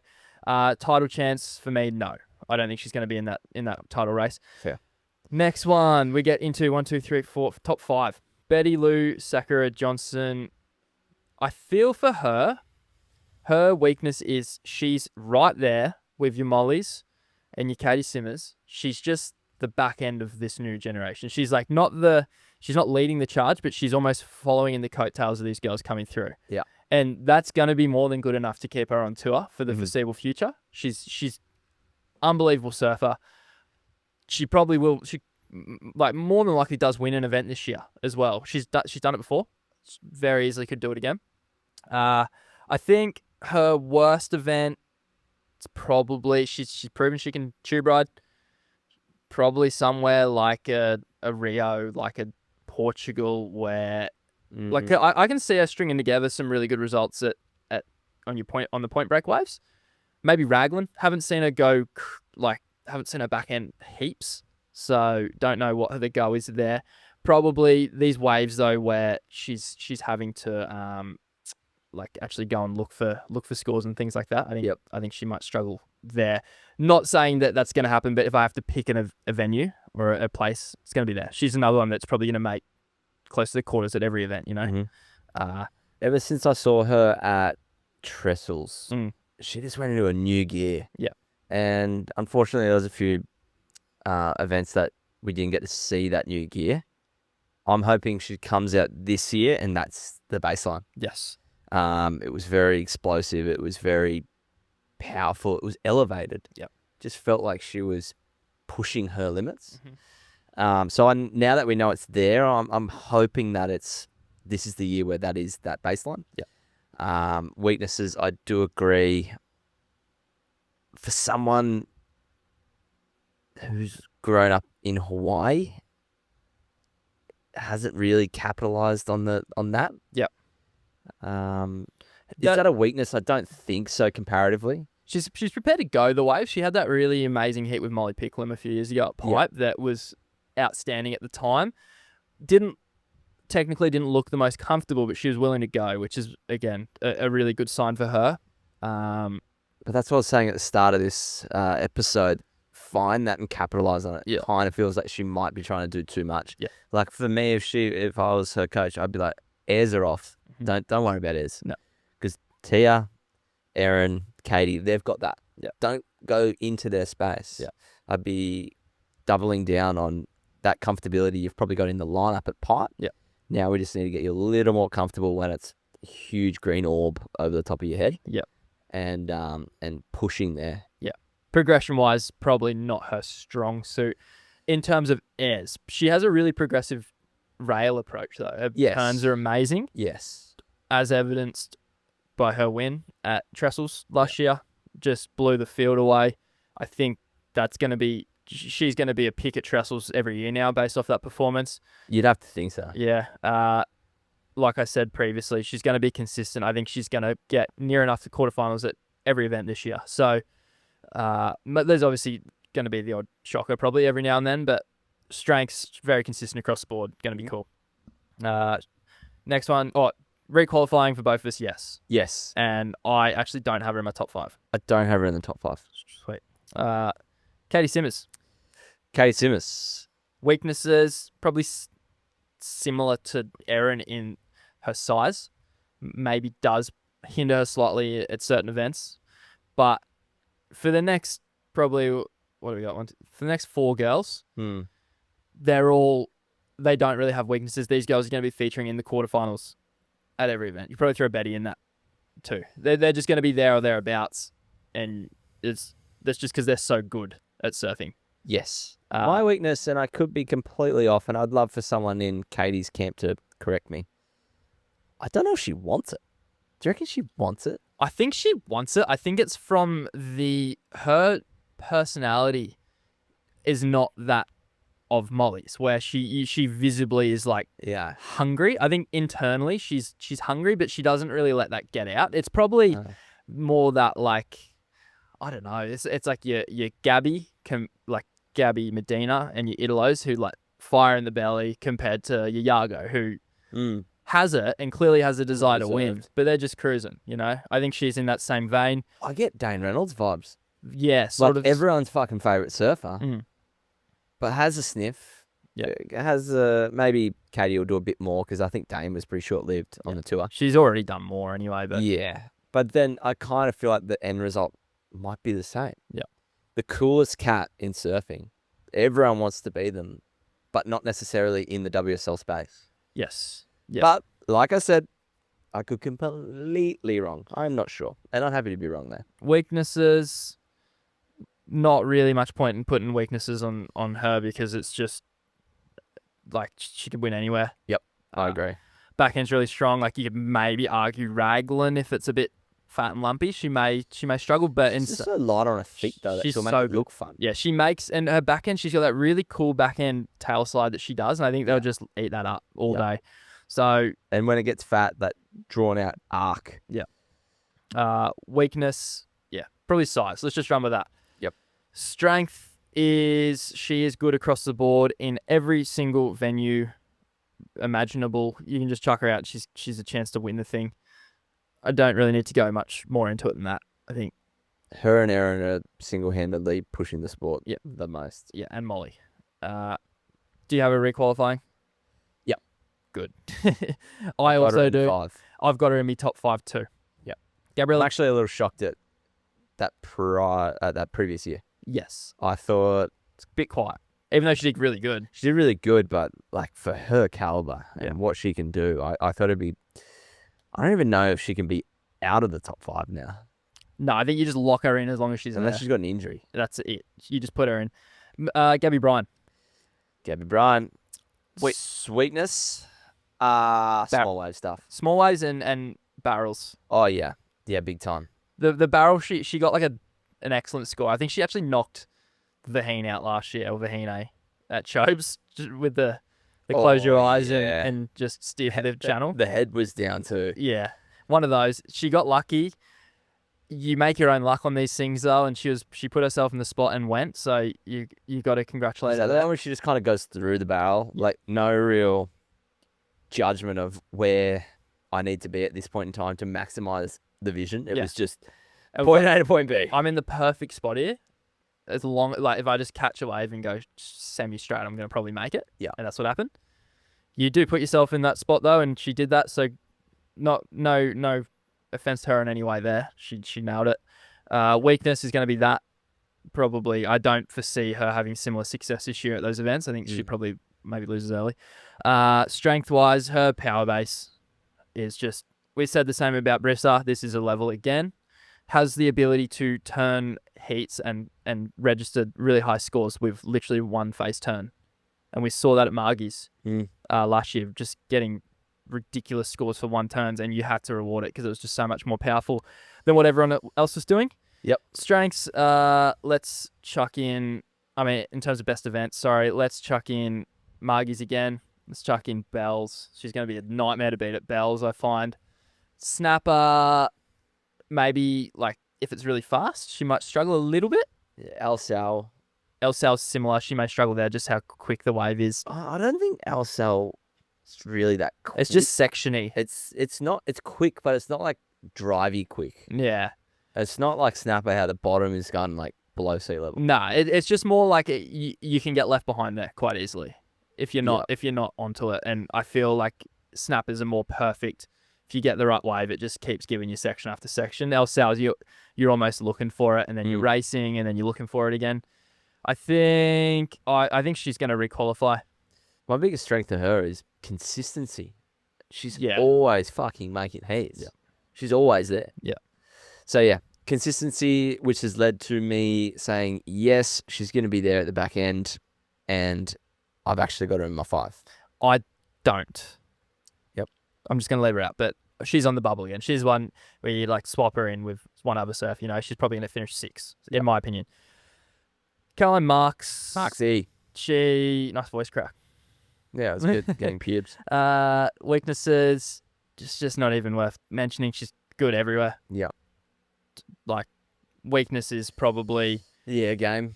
The air game doesn't really have that, but most of these girls don't, so it's not really going to hurt her that much. I think her turns are progressive enough anyway. For Caroline, her weakness could be just the fact that she got so close last year. Could be a bit of a hangover in terms of she was the form surfer of Fiji on the ladies' side last year in the final 5 surf-off. Should have arguably won that world title, didn't, and it's kind of the first thing she hasn't really won. She won the title, then wins the gold medal, and then to come out last year and just now they get second probably hurt a little bit. Or does that fuel the fire? Could also be a strength. Do you come out now and go mad? Watch this. Watch this space. No point in assigning an event. She's good everywhere. Strengths, particularly good at places like Trestle. She's good at a backhand and front side. Can go left or right there and get it done. It's also a home location. Backhand is just stupidly good. Bells, Snapper, repeat the recipe. I think she will definitely requalify. I think you also share the same sentiments. Correct. She's going to requalify, but I don't have her in my top 5. Well, I do. I just can't see a reason not to put her in there. Finally, on the ladies' side, Molly Picklum. Just save you the time here. There's no weaknesses. There's no event she goes bad at. I'm really trying to find a weakness, but I don't think we can. She's... Even to her attitude, people gravitate to someone like that. She's just so fucking awesome. Yeah, she's infectious. Just her outlook on life and her approach to surfing is crazy, in a good way. Strengths, also just everywhere. No need to go any further than that. Don't need to rattle on there. I think she's going to requalify, and I think she's going to be in the top 5. I agree. That's all we need to say there. Stay tuned for later on. We're going to order the top 5 and pick a world title winner. Let's progress on to the men's now. There's a fair few to get through here. This could be a 3-hour, Zach. Yeah, so I hope you're stuck in traffic, or if you're pulling up to your driveway, just sit in the car for an hour and text your missus and kids that you're fucking busy on a work call or some shit. All right, shall we start with Ramsay? Start with Ramsay. Ramsay Bukayam. We go to the scene of the crime, Bells. Straight away. Where he ended his season last year. And it wasn't like I rolled my ankle. He did a full mozza on it. Just absolutely ruined his leg. So he underwent TTA surgery. Do you want to read that out? Tibial. Yep. Tuberosity. Advancement surgery. Okay. How did I do? Pretty good. Pretty good? Yep. Recovery for that is 6 to 12 months. Yeah. And it's been every bit of that, really. It's right in that sweet spot. Yeah. Although he was facing the cut. Yeah. Realistically, he wasn't never going to make the cut, even with a good result at Bells. I think he was staring at 33rds and like a 17th. Yeah. It wasn't looking good for Ramsay. Does start afresh this year, though, with the injury wild card. Weaknesses. Smaller, weaker waves are going to cause him the most trouble, being a bigger guy. Big lad. He's a big fella. Yeah. Worst event prediction for myself, Rio. Yep. I don't know what your thoughts are there. I agree. Mm. I'm also going to throw him in. I know he can punt, but is he at the forefront of the best punts in 2025 and beyond? No. Probably not, especially after knee stabilization surgery. Probably not the front of his mind. Going to be doing airs into the flats, Not yet. Strengths. Probably, I'm not going to assign a number to this, but is one of the best backhands in the world. And he's One of. Don't you dare give him the crown. No, I won't. I won't. He's not afraid to have a crack when it gets serious also. He'll go at Chopes and he'll go at Fiji. Yep. Best event for him will be anything with a steep face or a square pit. Best event prediction for me, I think he'll do best at Chopes. Yep. I've gone that his strength is any waves with consequence. So I'm talking not just barrel riding, but I'm talking big, meaty walls to play with. Yep. He's just a big man. And he's just going to lay every part of his 100-kilo frame into those turns. Yeah. And I really do enjoy the lines he draws too. It's that long, drawn-out bottom turn and the way he connects with the top. Yeah. Really nice to look at. And that backhand, he can just pivot it so tight in the pocket. Yeah. Which throws a lot of spray as well. 100%. I'm going to go cloud break, Chopes, pipe, bells if it's big or winky. Yep. Could be pretty good snapper too. Yeah. Yeah. Cool. That's Ramsay Bukayam. Is he requalifying? No. I also don't think he's requalifying. And not a title chance based on that. Medina, the other wild card, multiple world champ. Goodness me. Not much needs to be said here. Managed to snag one of these elusive WSL wildcards who just, no one really knows the protocol behind that, but it sure as hell makes sense that he got one. Oh, yeah. Do you want to read out his recent Instagram posts Yes. while I stop this camera from exploding? Medina has just posted to Instagram. After 1 year of not competing, here we are. Chill in the tummy, but excited for what's to come. I feel like I found myself again. I've understood what I've been through and what has brought me here. Stronger, more aware, more me. Connected to my essence. That child who has this optimistic vision of life and the future. Life transformed me. And today I continue with purpose. Knowing who I am, what I can to do. I keep trying to get better every day. Life is constant evolution. It's a fresh beginning, but for this time, in full presence. Nothing else defines me but my own truth. Let's go. Now, if you're anyone else on tour, that's like a fucking war cry. That's the hucker. That's the most Instagram scary thing I've ever seen. That's fucking dangerous. And I don't know if I'm more scared for the surfers or your girlfriend's DMs because he's going to be coming after fucking everything. Seriously, though, for him, there's no holes in his surfing. My worst event prediction of him is Margie's, just based off anything can happen there. Yeah, and Margie's is alright. I know he can go left. It's hard to... And it's a wave that doesn't suit blowing the fins out the back, doing a finner, because you just get blown off the fucking back. Yeah. So yeah, I agree. Margie's. I've only got to look at recent winners there. John's won about 10 of the last 10 events, but John, Jackie Robbo, Barron, maybe? Barron's done very well there before. But I think he quartered or semied. Maybe semied last year. No, because he beat Connor, remember? Connor needed a very small score to beat him, and he didn't get it or something. He got a good result. Anyway, mostly natural footers. Margie's generally not the best for backhand surfers or goofy footers. What are your sort of visions for his potential weaknesses? It could be the headspace. After reading that, he's definitely G'd up. If he has one bad result, does it all go out the window? Because after everyone's watching Bells to see how he goes, and if it's a flunk, then it's kind of hard to be like, oh guys, I just had a bad one. Watch the next one. Maybe you can get away with that. But if the first two are a miss, then it's a full tire popper. The only argument I have against that is he's made a career of, he has started quickly before, but he generally starts a bit slower and works his way into the year and comes home with a wet sail at the end. I don't think it's going to be an issue for him. He's going to, if he loses first few heats at Bells and Margies and Snap, I don't think he's going to be stressing just yet. I think he's going to be just fine. Prediction though? Well, let's get to his strengths because he's capable of winning every single stop on the tour.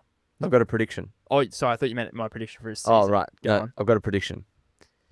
I've put it in weakness, maybe. I don't know how I kind of like it as a strength as well. Maybe it is a strength, so we'll just move into strengths. But I reckon he's going to be ruthless on the mic. Okay, good. I reckon the Glenn Marco, fuck you, the Glenn Marco, it's probably going to come back. Yeah. And it's going to be, fuck you, Marco Mignon. I fucking tell you where to go and what to say. I reckon lost his sponsor, so he doesn't have to worry about a meal ticket and making Rip Curl look bad. Yep. No stranger to obviously saying what he's feeling. Pair that with that post. He doesn't give a fuck. He is going. That's why I think this could be potentially the most destructive year Medina's ever had. Yeah. Or a complete type of one. It's going to be catastrophically. No, it's either going to be catastrophic or incredibly good. Yeah. My prediction. Sweet. And I hope there's a few fuck you, my co-host. Yeah. Yeah. Well, based on your prediction, I hope you're right, mate. He's capable, like I said before, of winning every single stop on the World Tour. The best events will be the Reef Passes for me. No surprises to see him win Chopes, Fiji, or both this year. He could dead set just decimate everyone. Your strength, do you want to read what you've written here? Incredibly good at sliding into someone's DMs. Yes. Female's DMs. So if you're at Bell's and you have a missus that's kind of like on the ropes, I'd be definitely moving her out to Gosford or something like that. Just move her away. Okay. His strength is everywhere. Has he won everywhere? Nah, but he's the type of athlete where you just don't count him out in any location. Nah. Because he's right when you think he's done, he'll just cook you right at the end of the heat. So you don't put any limits on him at all. Yeah. I reckon he's one of the first Brazilians. I say one of, so don't snip this up and make me look like a clown. One of the first Brazilians to show that Brazilians actually have a go when it's big. Yeah. I would say on the world stage. I don't know about toe surfing and shit. But he started that trend of World Tour surfers. I mean, you got Jiaqianka and the like now who are on there and they're madmen, but he was the first one that kind of put him on the map and went, I'm going to just charge. In the WSL space, I know there's local guys that probably charge fucking crazy shit. Pedro Scooby. The Scoob, yeah. Scooby-Doo. Do you have him requalifying? I do. Yeah. I'm undoubtedly. Me also, and I also have him in my top 5. So do I. Okay. Lobby, the first of the Lob Dog. The Challenger Series. Fresh haircut. The last of the Challenger Series, actually. Qualifies, he made it by an absolute bees. Belongs on tour. I believe, personally, he will thrive this time around. Are you not prepared to say bees dick on... I just said a bees. It makes the same thing. Nah, that's like... And now I'm not finishing. Like, just... the people need the dick. Clip that.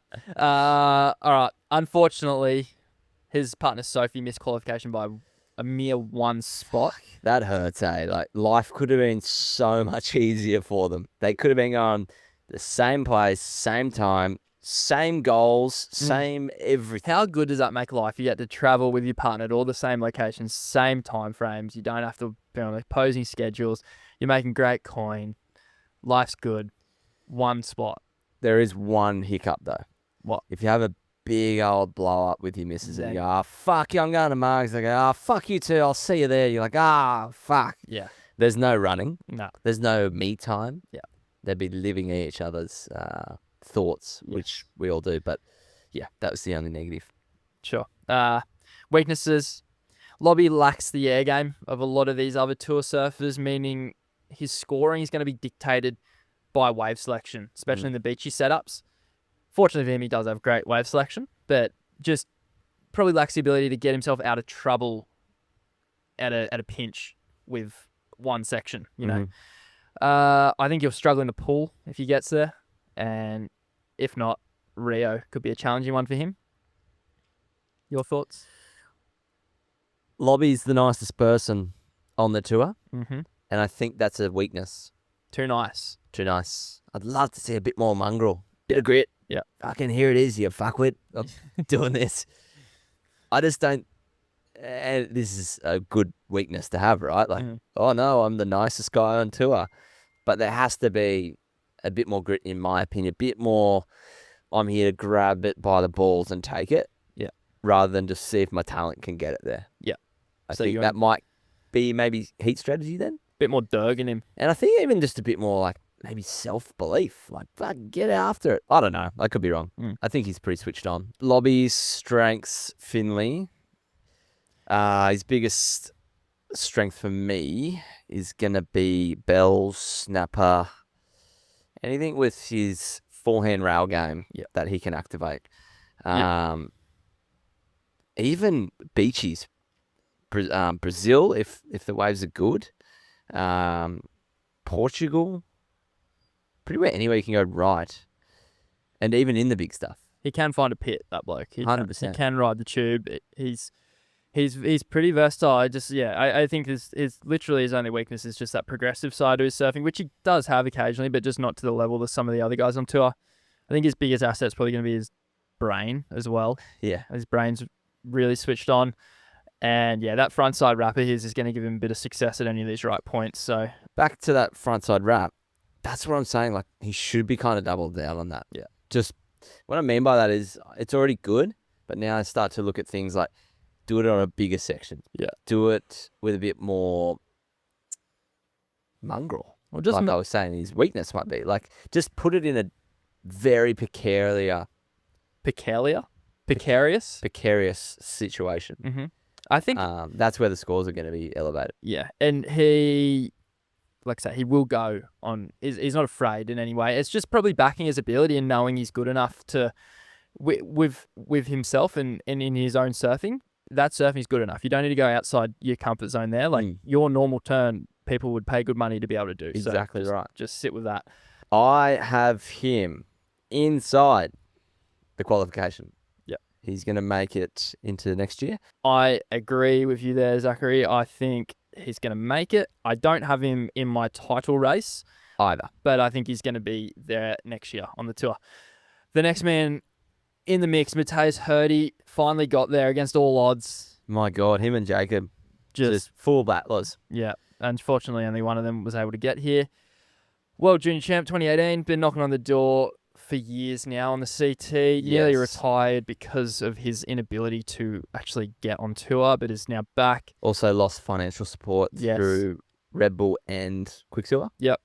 Had a sniff at the tour at Mexico, put in a really bloody good effort there. Fucking oath. There's a reel coming to that. I'm going to do a heat recap of his heat with Italo. Very, very impressive. Finished third in a CT event early doors, which is a really good sign. You really like him? I'm a big fan. Big fan in and out of the water. He did an interview with Stab, and I can remember it now. It would have been a year ago, maybe more. And he just talks about the rivalry between Brazilians and Aussies and Americans. And it wasn't from your typical patriotic view. It was very open-minded from both sides. Unbiased. Yeah. He speaks incredibly well. Stace did a bit of a wrap up on him not too long ago on their podcast, and he said, "Oh, you'd be great for commentary. You're just too fucking good looking of a bloke to be doing it. Like, go out and fucking do something else." Yeah. He's so well spoken for a country that has English as its second or third language.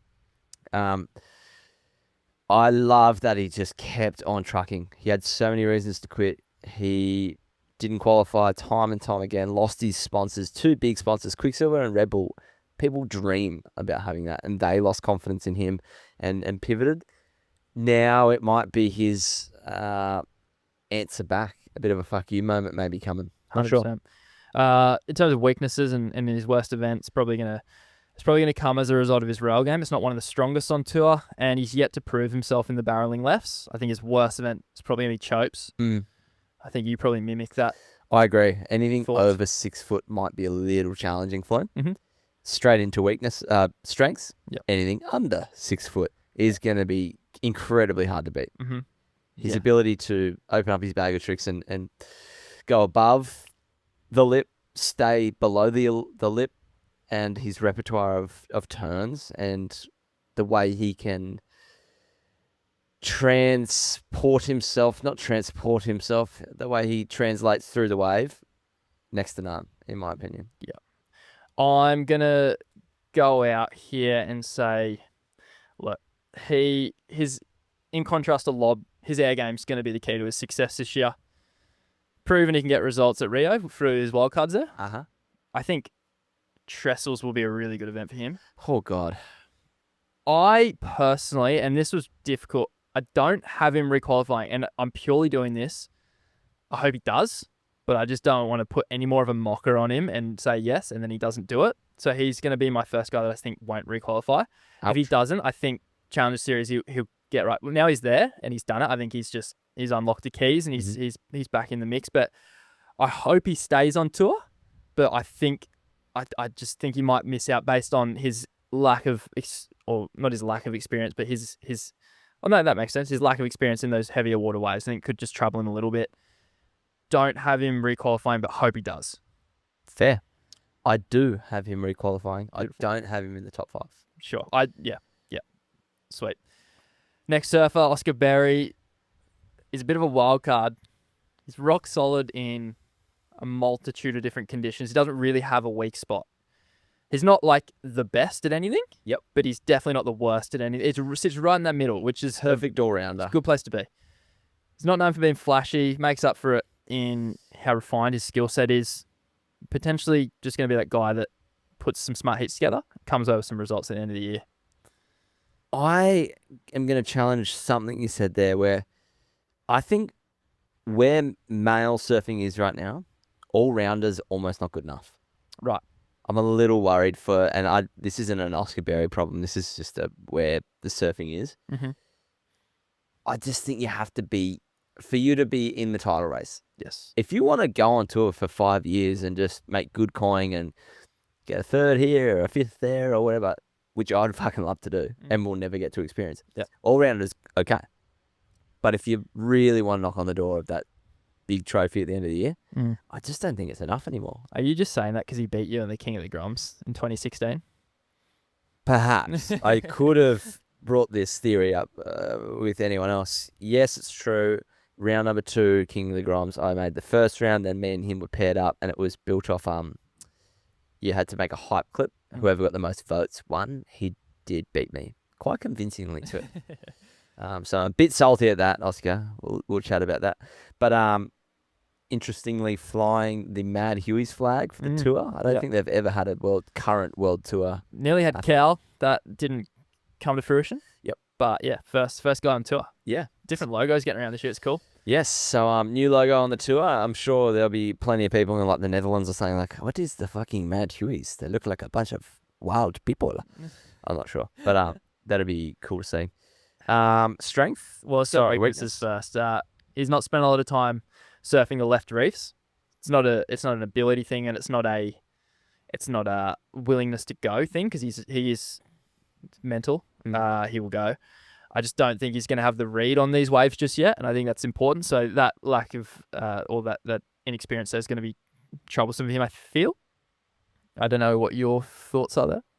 I hope I'm wrong, truthfully, because I really like Oscar. I'm just sensing a hot and cold year where it could be a mixture of really poor results plus that one, like, he's back. Yeah. And then kind of fade off a little bit. Mm-hmm. I'm just sensing a hot and cold year. Yeah. And that's completely normal for your first rookie debut. It's fine. Like, you're not supposed to, well, you're not, I won't say that, but very rarely do you go on and everything clicks. Yeah. There's going to be speed bumps along the way. Yeah. His strengths, he's super solid in his feet, really, really compressed style that just similar to almost like a Morgan, just never really looks like they're going to fall. Really consistent air game as well, which may not have seen given his events that he's done so far. He doesn't often bring it out, but it's there and it's really good. Yeah. Wouldn't be surprised to see him do really well at Rio, and given his sort of stockier more central stance on his board. I feel like Margie's or somewhere like that. He can put some. Have to think Margie's. He could put some Larrys down or some big end section turns and really do some damage there. So yeah, I agree, but don't count him out for somewhere like Bells and Snapper. Yeah, I think he's going to requalify. I do too. Not a world title chance this year though. No, I agree. Louis Thompson, the man. Oh, what a fucking lord. Love this guy. Yeah. Knew nothing about him until we had a good hour yarn with him over some very poor internet quality. I love this guy's vibe. I love that he was so open with us. He's a legend. Fully unprovoked. Just wanted to chat, and he went into his challenges with some mental health stuff, which is super important to talk about, especially for males his age and our age. I loved that. So I feel like we got a really good insight into his... Psyche. I feel like he unknowingly displayed who he is as a person, and the fact that he gets along so well with the Aussie contingent goes to show that he's just a very likable character. So the Aussie lads love him, and that's a great sign. That's what we want to hear. So he's one of us, as we one of us.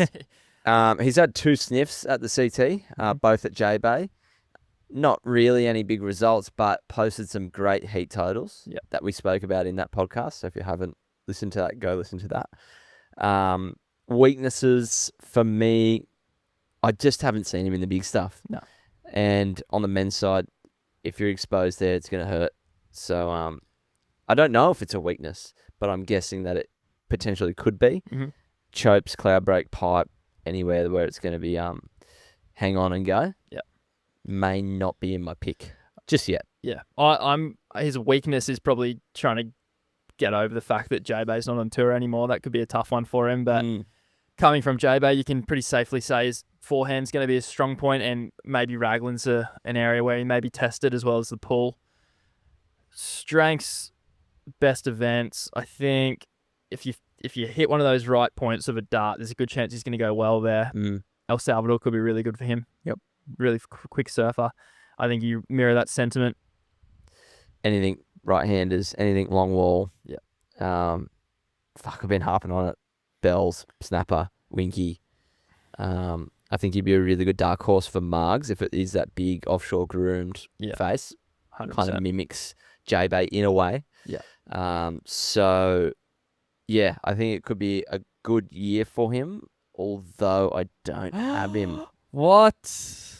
Can't believe you're doing it to him, Lukey. I'm with you, mate. You're going to Fuck, like, these are the world's best surfers. We have to choose 10 that don't make it. I get it. Unfortunately, just due to his first innings going out to bat, I'm just going to have to throw him as a statistic and say someone has to bite the bullet. The issue here is, and I had the same problem with Matteas, is that we actually really like all the qualifiers, and it's pretty unlikely that they're all going to qualify. So we do have to pick some of these guys that just jumped off the Challenger Series. Probably a tough call for you. I'm going to stick with him. I think he's going to do it, but yeah, tough call for you, but I get why you've done it. Not a title chance for mine, though. No, not a title chance for me. Kael Robson. Kael Robson. Just had the chat of all chats of this bloke. The fucking best yarn. Yeah. I'm going to have to text Connor and be like, mate, you're going to have to up your game because I didn't think he was that philosophical. And articulate, too. Articulate. He's all over it. My goodness we honestly, like, this pod's coming out. We actually may have to charge you for it. It's that good. Like, it's like... Fuck giving it to you guys for free. It's that insightful. It's like... Just kidding, by the way. One of those personal growth podcasts meets surfing. It's crazy what he actually said. Because that's his business at the end of the day. He gave us so many nuggets of gold that he probably could have just... nuggeted out. He could have safe held and not spilled the beans, but it just goes to show how much he does know. And there's obviously some stuff that he probably didn't talk about today that you can access off him. But yeah, going into a bit of a coaching role, which is pretty cool. He's in a really good headspace. He sounds really confident, and just his sort of outlook on where he sees himself going and the lack of pressure that he's putting on himself is only going to do wonders for him this year. Yeah. I think picking a worst event for him, he's had a really good stint on two. It was a top 10 finish in 2022, his first year. So he's a guy that can do really well on a range of different locations, was really consistent that year. Don't see him going overly well at the pool and trestles, though. I think that might be his little bit of a downside there. But other than that, if like I say, that he still could do well there. It's mainly just if he draws a big name early there, could get him out of the draw early. Yep. What's your thoughts there? He actually touched on it indirectly, so don't mean to shoot him down here. Agility. Yeah. He did say that he's working on becoming a little more lean. He said that he was training a lot and I'm guessing put on good weight. Yeah. I'm not saying that he was big as in like chubby or overweight. He was just a big kind of stocky frame. Yeah. Extremely fit, but with that comes weight. Yes. Whether it's good or bad weight. Yeah. So it sounds like he's actually scaled back the training a little bit and targeted it towards more lean figure. So that he does translate that into looking a little more agile on the wave. Sweet. So hopefully your weakness actually he's resolved that, and it sounds like he's actually identified it. Yeah. And he's working on it actively now. So it might not be a weakness for much longer. And for strength, I just think when someone has wins at places or good results, they build a relationship and they connect with that wave. He's got pipe. Well, as a win. He's won pipe, which is a tour stop. He's also won snapper, which is again a tour stop. Yeah. Not many guys could say they've won at multiple tour venues. Yep. He's got a second at Bells. Third at Portugal. That's what I mean. Like his catalogue of places that he has connection with. I think that's something that not many people bring up when it comes to picks and whatnot. And it's a little bit spiritual. But there's just something about knowing that you've gone well there before that you go, I'm just going to tap into that. And it takes the pressure off. Because there's equally places that you go there and you go, fuck this joint. Like, and you're flying in and going, fuck this joint, which cannot be good for your foresight of how you're going to go and your visualization and things like that. So I feel like he's ticking them off one by one. Yeah. Paired with his fucking mental game. Yes. The bulletproof mindset. Feel sorry for everyone else. Re-qualifying, I have him, yes. Yep. And I don't think he's going to win the title this year. I'm there with you. I think this is a year that just makes him a solid CT competitor that is there to stay. Yeah. And maybe looking at top 5 in year 2, 3, 4 on the tour. Yeah. Although he's already had 2, 3 years on there, it was dicey. Yeah. I think now it's just about making his spot on tour comfortable. Yeah. Sammy Pupo. 2021, 2023 on the tour. Enough time to learn the ropes, as you've noted here. It is really puzzling as to why he can't qualify through the CT. He's a top 10 surfer any day of the week. I don't even know why his name's in this table. Yeah. It just doesn't deserve to be there. So it deserves to be in the table, just not in the Challenger Series component. Not in the Challenger Series component. Yep. Seems to be super hot and cold at the moment. Man, he's just like... He's like the Sally Fitz on the men's side, though. Well, sure. I threw him under the bus big time there. I'm talking about results-wise on the 2 different tours. Winning the Challenger and then... Or like placing really high in the Challenger and then, like almost dominating the Challenger, although he didn't win. But like just that... He'd have to be that guy that people are like, oh, I'm in that guy's heat. Yeah. Fuck. Yeah. And then it just doesn't translate to the tour. But in Sally's scenario, I just don't think she's tour ready. No. I don't want to say ready because she's been there for so long, but I don't think she's tour Her surfing doesn't, match the tour anymore. Whereas Sammy, I just like, what the fuck? Like, I just feel like grabbing his shoulders going, what is going on? Yeah. Fuck him, just win. Talk to me. What's happening? Yeah. Weaknesses... He's not afraid of a big wave and to swing on one, but it's definitely not the most comfortable part of his surfing. Chopes. He's not in your fantasy team when it's 10-foot Chopes, is it? Nah, Chopes Fiji, probably pipe also, although has done really well. I think he got 5th at pipe. Although, don't see him, those being the events he's looking at going, I'm going to win these. Yeah. I think you agree on that in 100%. terms of strengths and best events. I talked about this last week or the week previous. Saw him one wave at Snapper the other day was enough. That's all I needed to see. He's going to be one of the best surfers in the draw at Snapper. Made the final of the Challenger Series there where Mike beat him a few years back. He's just so bloody good. It's his pace. He's so fast, but he doesn't cut corners. Nah. He can be fast and get to the end of the wave and look busy, but he didn't really do anything. He's blowing tail and still keeping his speed up. Transition surfer for sure. Best in class. Yeah. Transition and speed, power, and flow. The pool should also be good for him. Pool's very good for him. And there's not many people that we've put Pool good. No, he's one of them. It's a fucking terrible spot if you ask me. I don't know why they go there year on year. Feels like there's probably contractual obligations. Absolute horseshit to watch. But he is one of the very few that you're going to put in your fantasy team and have confidence at the Pool. 100%. Is he going to requal? Oh yeah, I agree. I think this is his first year. He's gonna nail it. Yep. Don't have him as a title chance, although you've got him in your top 5, Zach. I do. I just have to double check my notes because I think I've moved it around a little bit. I do. I do have him in my top 5. If things can click for Sammy, the talent is there. So that's what it kind of feels like. The hard part's done. He's just trying to find the magic syrup. Yeah. Or serum. Could be just getting that quick start this year, getting a good result at the start of the season, and that could then lead him into just a range of good results throughout the year and find him there. Yep. I think he's top 10 surfer. Whether or not he achieves that this year, not sure, but I can definitely see a world where he's in the top 5 come year's end. George Pitar, foundationally just solid all rounder. Yep. Comes from I think Manly Beach, but spent a lot of time in the wonderful islands of Vanuatu. Really, really good in the pit, as evidenced at Pipe. Yes, he got a 10-point ride. The only person to get a 10 and not get a 10. Yeah, exactly right. Really strong foundations. Back end is really good, although I think the shifty nature of Raglan could make this a bit of a weakness. I don't know if he's going to get those consistent steep sections to square up. I see it maybe being an event he could struggle at, although...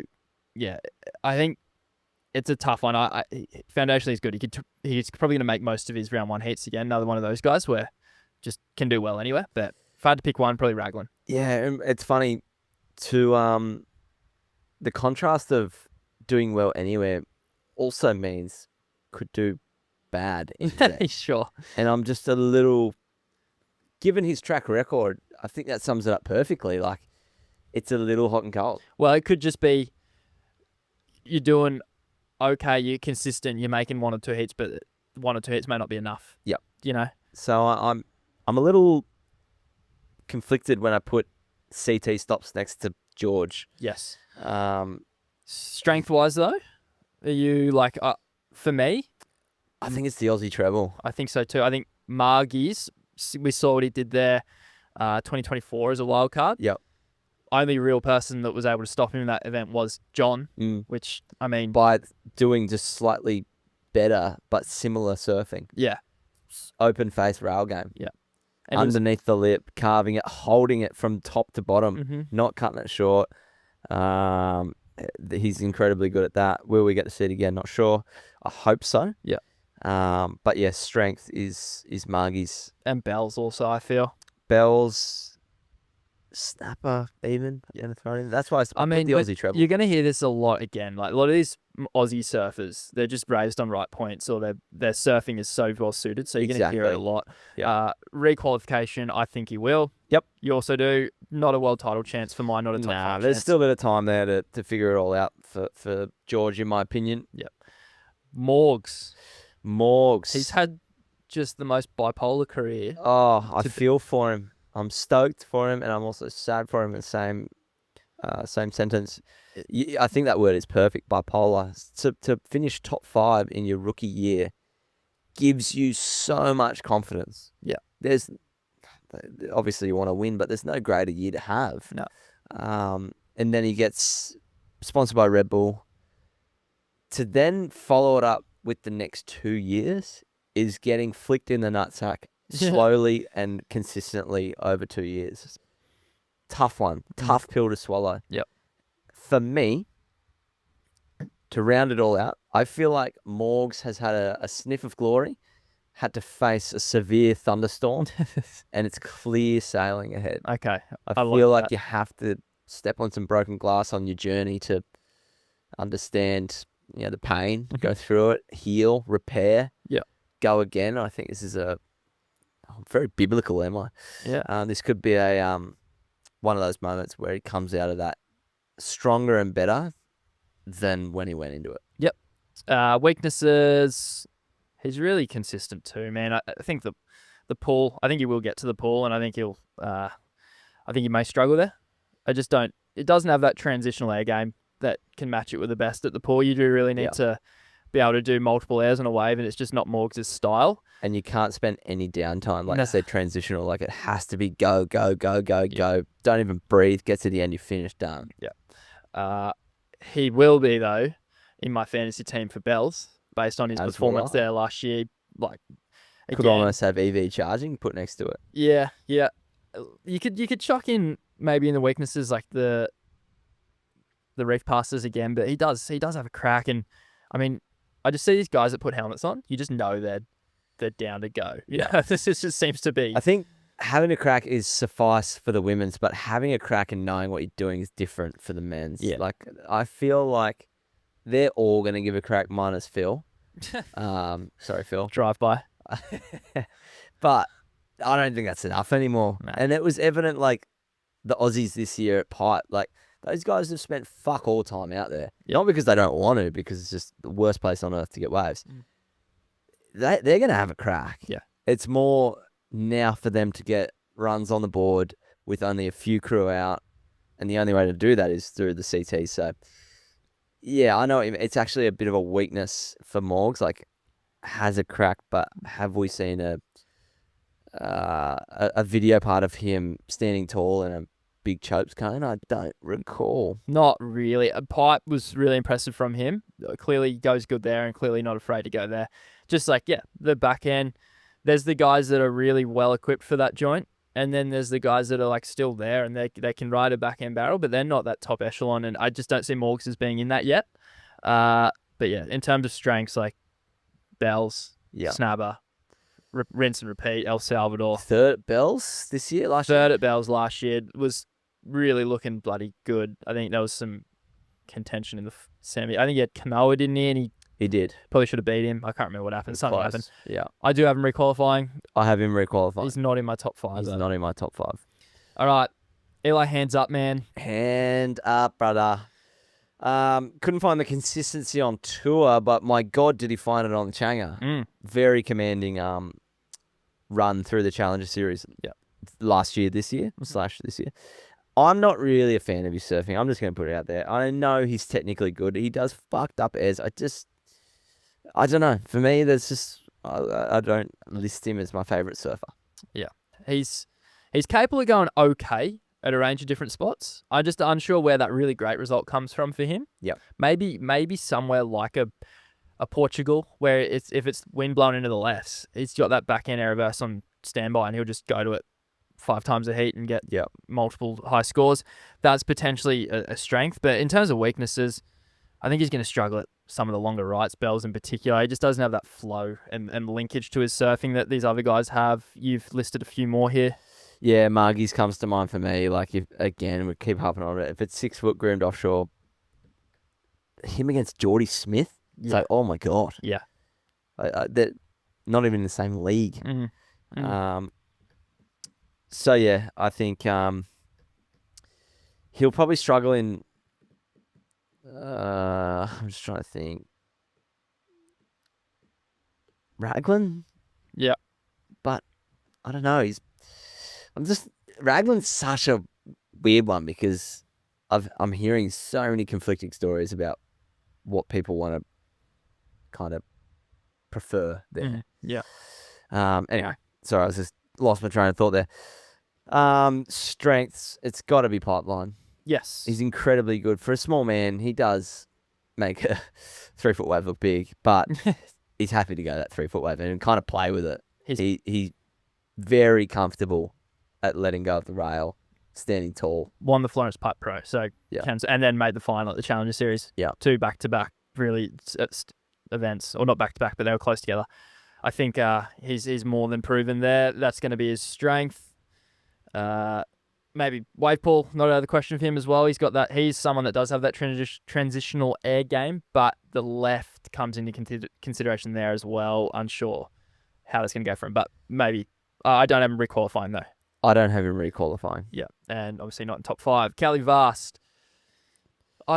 He's just, Olympic gold medalist first and foremost. Mm-hmm. He's finally gets the opportunity to prove himself amongst the world's best. Previously considered a big wave guy, but he proves he can get it done on the chain too. I really struggle to find a weakness with Cowley. Frontside may need a little bit of work. I'm nitpicking. Might struggle at Raglan, just because it's not a wave that he's probably surfing. I get that. Bit fat, bit burgery. Yeah. I'm impressed by him though. I kind of had him in that big wave guy only, and didn't really want like another. Fuck, do I dare say like a Joanne Daru? Yes. Just to come on and just be there. Yeah. I think he might start like that, but I don't think he'll finish like that. No. I think he's getting better by the minute. So, big fan of Kael Bas. Strength. Oh, if he's not in your fantasy for Chopes, then you're a fucking moron. I've written here he may win Chopes going switch. Yes. That's like, it's not out of the question for him. He's really well rounded. Backhand's incredible. Can pump with the best of them. And probably, or possibly, maybe not probably, possibly the best barrel rider on tour. Yeah. He's I've right got up it in my notes. Anywhere that requires big gonads and has juice, he'll be fine. Love that. I think you'll requalify. I think you'll requalify. Not in my title. Not in my title either. Yeah. Fellatio Alagio. You've called him a World Tour survivor. He is though, and he's been there for so long. He's been there since what, 20? Fuck, I don't know. It's been like almost 10 years. It's crazy how he won the World Junior Championships the year after Erin Brooks was born. Like, it's nuts, eh? That is pretty crazy. He hasn't won anything since. Well, he did have a win, didn't he, on tour? He did. That is a lie. He won in 2015 at France. Yeah. So it's been 11 years since a win. I don't see another one coming. He's wrapping his career up as well. He's already come out and said I'm actually surprised he's in this list. Yeah. So he's done this year. He's said that. Super handsy. I think his time on the CT is probably up anyway. Yep. I genuinely can't see where his breakthrough result comes through this year. I think he's only here because he did well at Burley, right? Did good at Burley. It just kept him in there. Just. Yeah. I don't see an event where he does well at. That's just my call. It's just weakness across the board. I think small grindy waves, he's probably going to wax a fair few crew. Yeah. Anything else outside of that, yeah, Mm-hmm. I don't see it. Best event for him, probably Marks. I could see him making a few heats. Fuck, I reckon like 2 foot running snapper could be pretty good. Get the little flicky. Yeah. Yeah. Whopper. Other than that, I don't think I'm going to be throwing him in my fantasy anytime soon. So I do not have him requalifying. And we don't need to because he's wrapping it up. Whether he qualifies or not, doesn't matter. He's not doing tour next year. Oh, yeah, he's already said it, right? He's done. Yeah, so he's out. That call fucking way too early, by the way. Just at least give it a bit to, see how you're going this year. Seth Moniz. Seth, the Hawaiian prospect that seems to be slowly slowing down prematurely, in my opinion. Mm-hmm. I just don't think he's had the career that the world thought he would have. Nah. I think his face work, and not like Botox, I mean like his actual rail work on the face, it's the least developed part of his surfing, and I think it's one of the weaker ones on tour. Oops, sorry. I think it could be a tough year for him. I see his worst event probably being Raglan. I don't envision him going overly well at the waves where he's going to have to link turns together, though. Do you follow suit? I do. Strengths, best events. Has absolutely nothing to prove in the juice. He's going to go. His barrel, he's top tier. No stranger to letting go of the rail and standing tall. Not at all. And I think he's overdue a really good result at Chopes. So I want him to go out with a bang. Hmm. But it just feels like a slow burner, that one. It just kind of fades into darkness, Yes. if you ask me. So I don't have him requalifying. I also don't have him requalifying. Title chance, obviously no. I don't think so, no. Rhea Wader, the hardest training surfer on tour. Really, Oh, man. really hoping his hard work pays off. It needs to. Yeah. It needs to. Does it look like a world title? I'm not sure. But I would love to see him just get a little bit more nectar out of his career. Yeah. I think his weaknesses are still at places like Chopu, which is weird because he's grown up surfing left reef breaks. Obviously, Not in the same... not the same mold of those waves, but Yeah, not in the same category. no. But it is something surfing over a reef, knowing that, like, just having the trust that waves are going to come in the same spot and things like that. You do develop different tendencies learning on reef breaks, and sometimes that translates. Hasn't so much for him. But Bali's like, there's not a wave in Bali. Oh, there is. Uluwatu, he spent a bit of time surfing. Well, And that's it's pretty. when it's big, it's just burger. Yeah. It's not the same. There's a few that I won't name in Bali that are kind of, holy fuck, I'm scared. But other than that, it's more your photogenic kind of looking waves. Bing in. What's the other one? Big left. Padang Padang. Padang Padang. But yeah, he had a pretty poor showing at Chopes last year, so I feel that maybe could be the same again. Other than that, though, he's really well rounded. Sneaky pick for me at Raglan. Back end, incredible.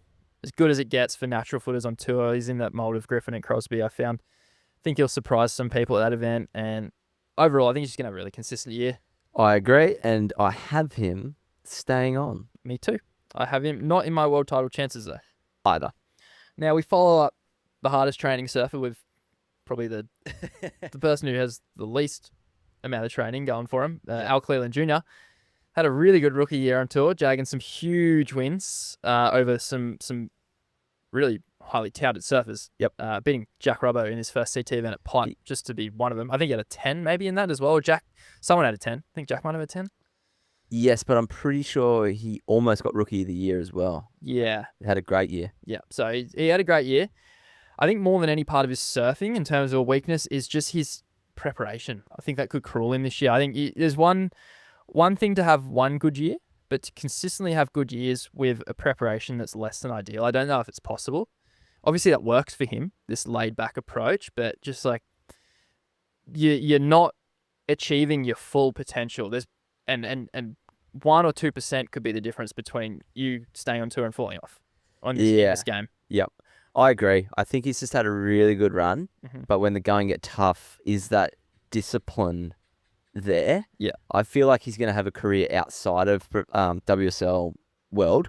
Yeah. And it's there waiting. Yeah. Like his film parts, it's in your fucking whatever free surfing clips you're watching. It's there. Yeah. And I feel like he probably knows it's there. So when it does get a little bit, when there's a little bit of friction there, he might just go, all right, I'm out. Yeah. I had fun. Yeah. I'm not going to sit here and like just cop this shit. He's got a Mikey Wright approach. Just like, I'm done. Yeah. I've had enough. Dane. Yeah. Same kind of approach. So that's what I can foresee coming. Yeah, I think the pool could be cruel to him if he gets there. I think his power surfing is his greatest asset, though. Should see him gather some decent results. Some of the heavier water waves, Mugs comes to mind. Obviously not afraid to go at Chopes and Pipe. I don't have him requalifying, though.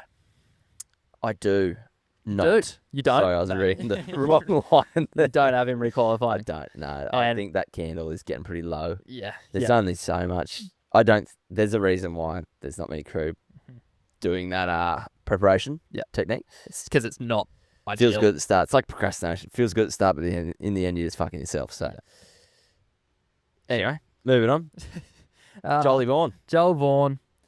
My internet just died. Give me a second. Why has that happened? Oh, we're back. Jolie Vaughan. Jolie Vaughan. Look, haven't seen Joel put in a massive amount of time in the juice, so had a pretty good year last year. He did go quite good at Pipe. Did all right at Pipe, I believe. Not the Challenger. Like the actual event. Got the some actual decent event. scores. I think Cloudy might trouble him, especially if the forecast is good. I think it's not because he's afraid to go in anyway. It's just there's some specialists around him, and you're going to come up against him at some point. I just don't think he's at that level yet.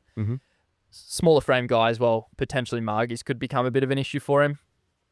Although, to go to his strengths and his best events, his recent showing at Stab High, I think has announced him as probably the best aerialist on tour, full stop. I think so too. I don't think this is my point. The first year on tour, he didn't really show anyone that. You have to be like you just said he's the best on tour at doing punts. Double down. Yeah. Don't do a fucking turn for the rest of the tour. It doesn't bother me. Even Just I was double down surprised. on it. Like when we went to Stab High and watched him, I knew he was extremely consistent at airs and lands everything. But it was like his ability to watch his brother do something, Heruie, who's just braining it in that aerial scene as well, or watch the other guys do it and then just replicate it. And it just never looked like he was thinking twice about it. He just knew how to do it. What about his recent showing at the Chinese pool? Yeah, it's just mind-blowing. Some of the airs in that, he did a tuck knee. Yeah. Like a full skate move when you grab it indie, pull it to your chest and like push your chest out. Full tuck. Yeah. So sick. No one's doing that shit. Stupid. Look, Trestles is going to be a good event for Joel again, I believe. Had a good showing there last year. I wouldn't also be surprised to see him excel at El Salvador. I'm keen to see him at Snapper. Yeah, well, Snapper obviously too. Poole also is another guy you throw him in there. He's a freak. I think he'll requalify. I think he will. And I don't think he's a title chance. I don't think he's a title chance. Jachenka. Jamal. His main weakness is he gets matched up against John frequently in the round of 32. No more. Not this year, though. Not today. Nah. He really often loses with over 16 points, which just sucks for him. In all seriousness, though. In all seriousness, though. Yeah. He really is a full package. Possibly his weakest surfing asset is going to be his air game, but he can still punt. Probably don't see him going amazingly at the pool and potentially Rio also. They're two waves where I'm like, probably not. He should have an event win at one of these heavy water spots by now. He's too good not to, and I have him as one of the top 3 barrel riders on tour. So just for myself there, I've already given 2 of my top 3. I've gone Cowley and Jiao. So if I say any more than one more, call me out on it. But I feel like that result could be coming this year. I feel if we get a good forecast at Fiji, just line him up and just give him the trophy. I do have him requalifying. You don't? Yes. I don't, no. Okay. Do you have a reason for that? I'm trying to think, like, what's his specialty? And it just feels mid-pack across all. Sure. Well, his specialties is tube riding. But it's mid, You comparatively. You think it's mid? Yeah. I know he went incredibly. I can't agree with you there. There's one thing I've sat here and I've gone, that's just... Okay, so is he better than Medina? Tube riding? Yeah. I'd say I've given Kael, like he's... No, let me rephrase it. Yeah, I'm going to say... Remove the last year. I'm going to say yes. I'm going to actually put him better than Medina at tube riding. Is he better than Barron? I think Barron's the other in my top 3. So for me this year, it's going to be Cowley, Barron, Jiao. Wow. Jiao is incredible. I don't like it's maybe a little bit underground. He's so good. So he's up there with John. Yes. And if John was on tour, then you start sort of tinkering with that top 3 a little bit. Obviously John just snookers his way straight in there. He's unbelievable. It's ridiculous. We just haven't seen it yet. He's lost to John at Pipe with like 16, 17 points. Like just he keeps having these heats where if he gets through that one heat, he probably wins the event, you know? Just bear with me on that one. He is incredible. That's his specialty, but I can definitely see a world for you where he's not requalifying because he's probably not the best on rail. He's not the best in the skies. I just believe personally he's going to do enough damage at these heavy water breaks.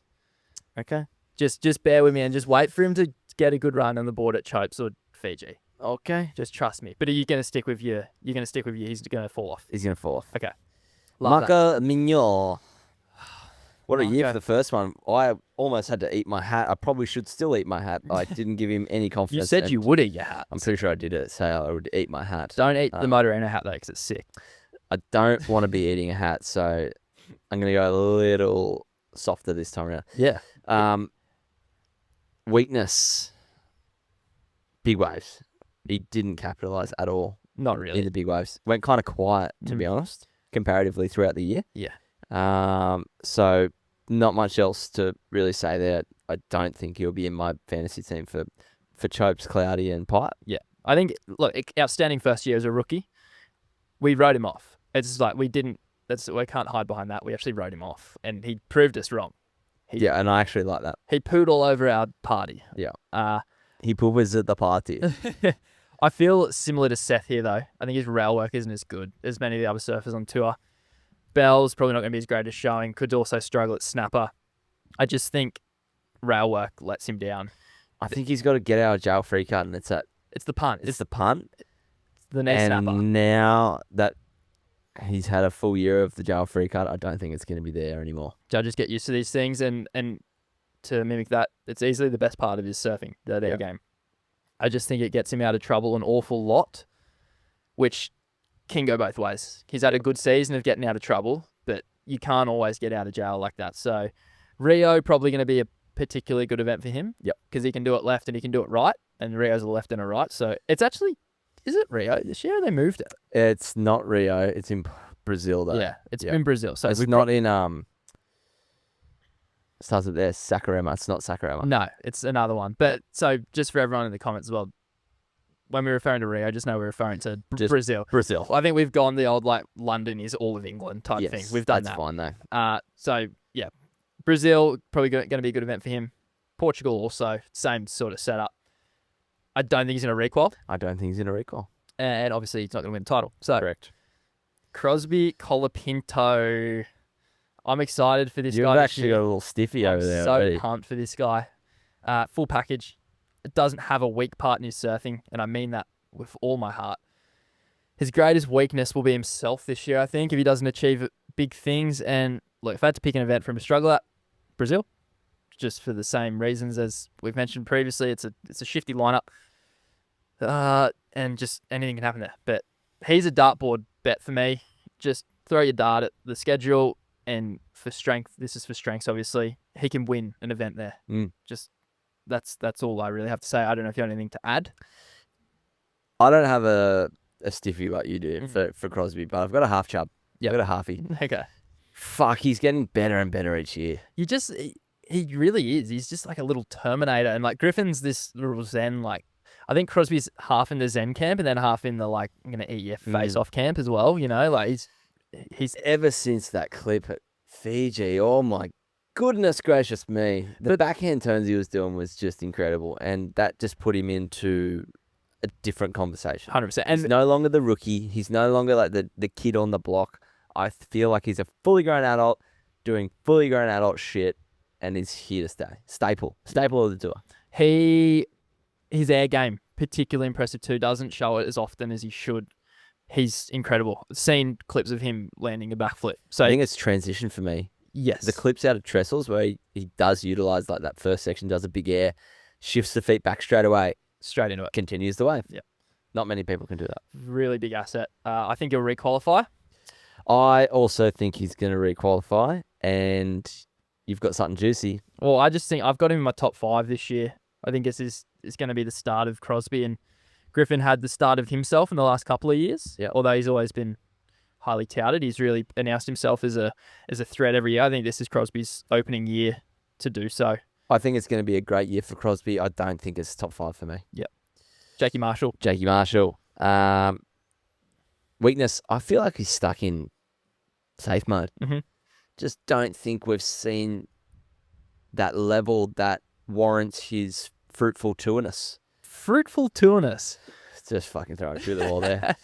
It makes sense with him to really reap the benefit of the tour. He has to go into gear 2, 3, 4, and he's stuck in maybe 1, 2.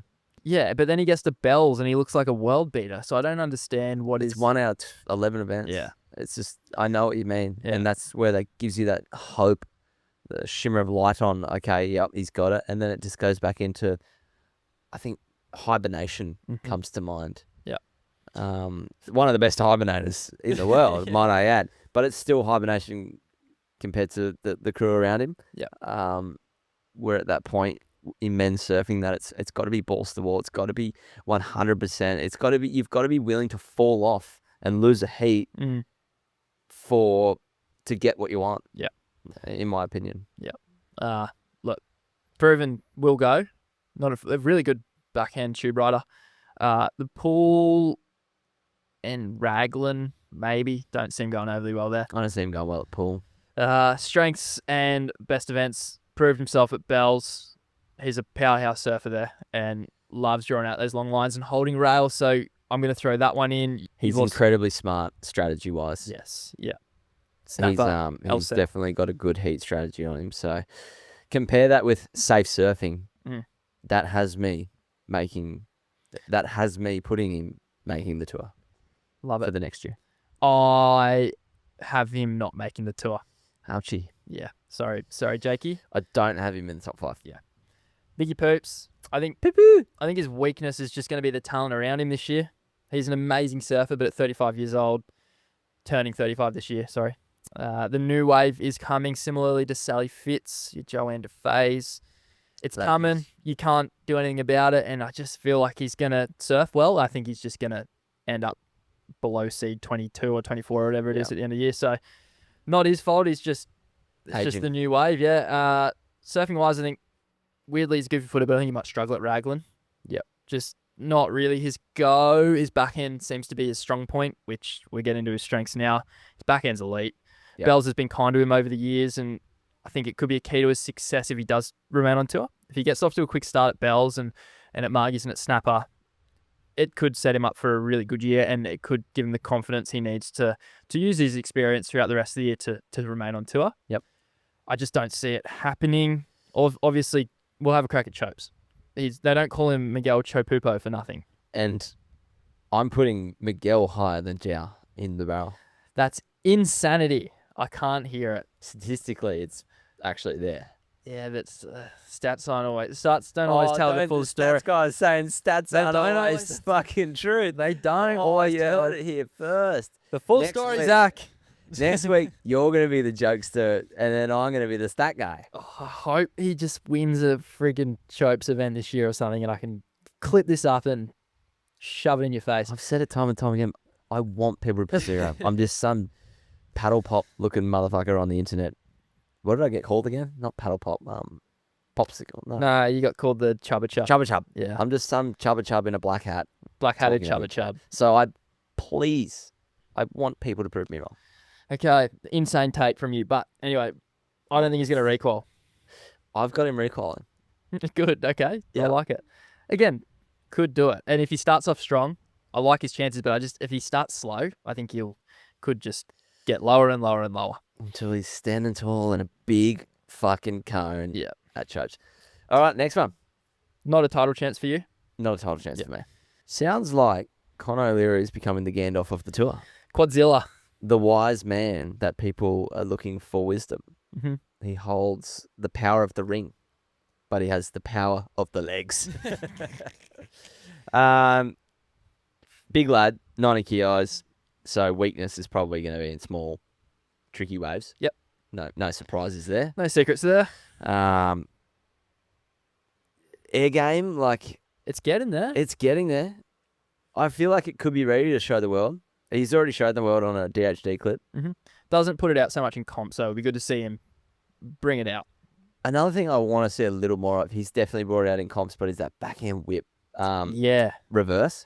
The whip crack. Yeah, fucking hell. You can hear that thing from shore. Seriously. Neck sore after it. We'd like to see a little bit more of those thrown in. If you're listening, Connor, or Steph, if you're listening, he's just absolutely get it into his diary. He's not in our 2 hour and 45 minute of our podcast. Definitely is. It's not a long haul flight back from somewhere, and he's just so burning to listen to us. Now, strength. Duh. Do we even go there? Should we just not say it and just move on? He has no strength. The strength is in his fucking quads, people. Yeah. Best backhand on tour. You cannot tell me otherwise. Therefore, I feel like a snapper, wally, nuggety like kind of section to really get close in the pocket. Yep. Going to be pretty dangerous there. Where else? Chopes, pipe, all the big stuff. Mm-hmm. Got big gonads. Seen them. Yep. Seen him in the flesh. You've seen him? Yeah, he's getting changed one day. Towel just had a bit of wind go through. A little bit of nut there. Huge. And yeah, I guess enough said.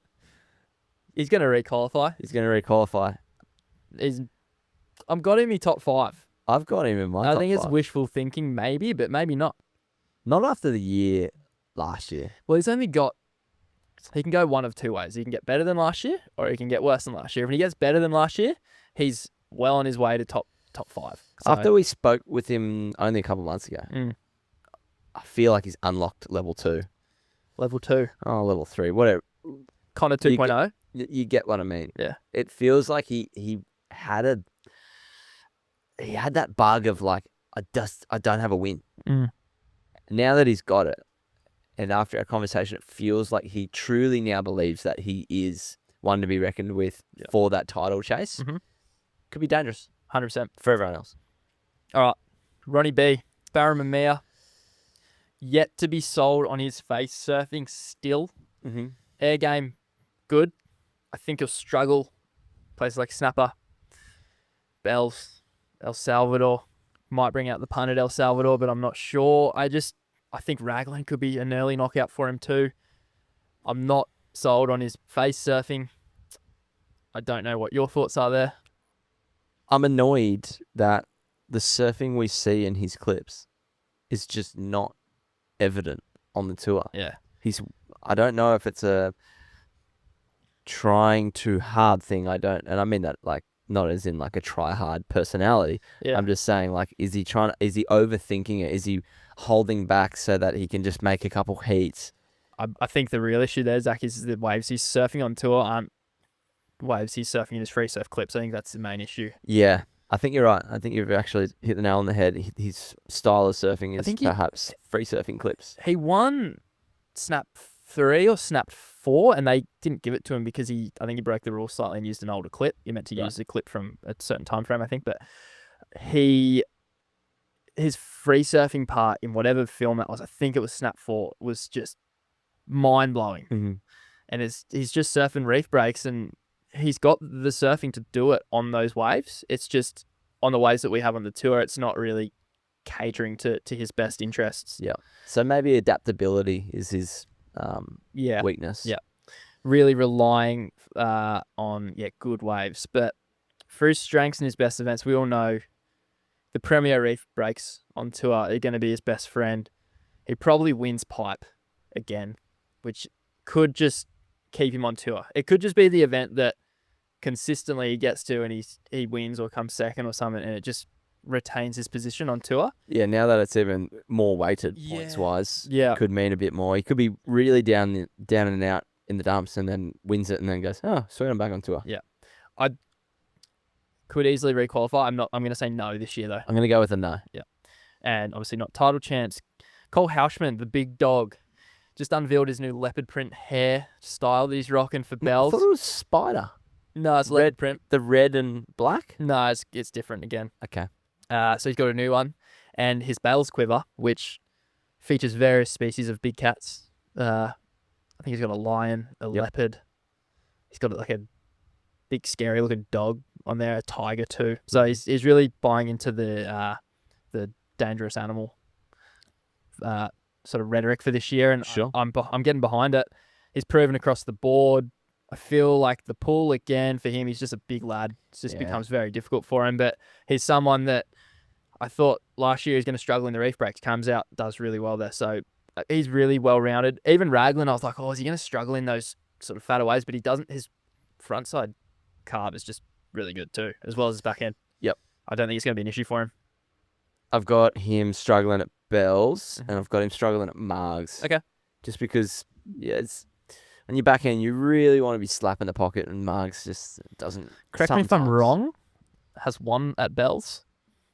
Yeah, he won. Yeah. So you just think he's going to go no good this year? Yeah. Okay.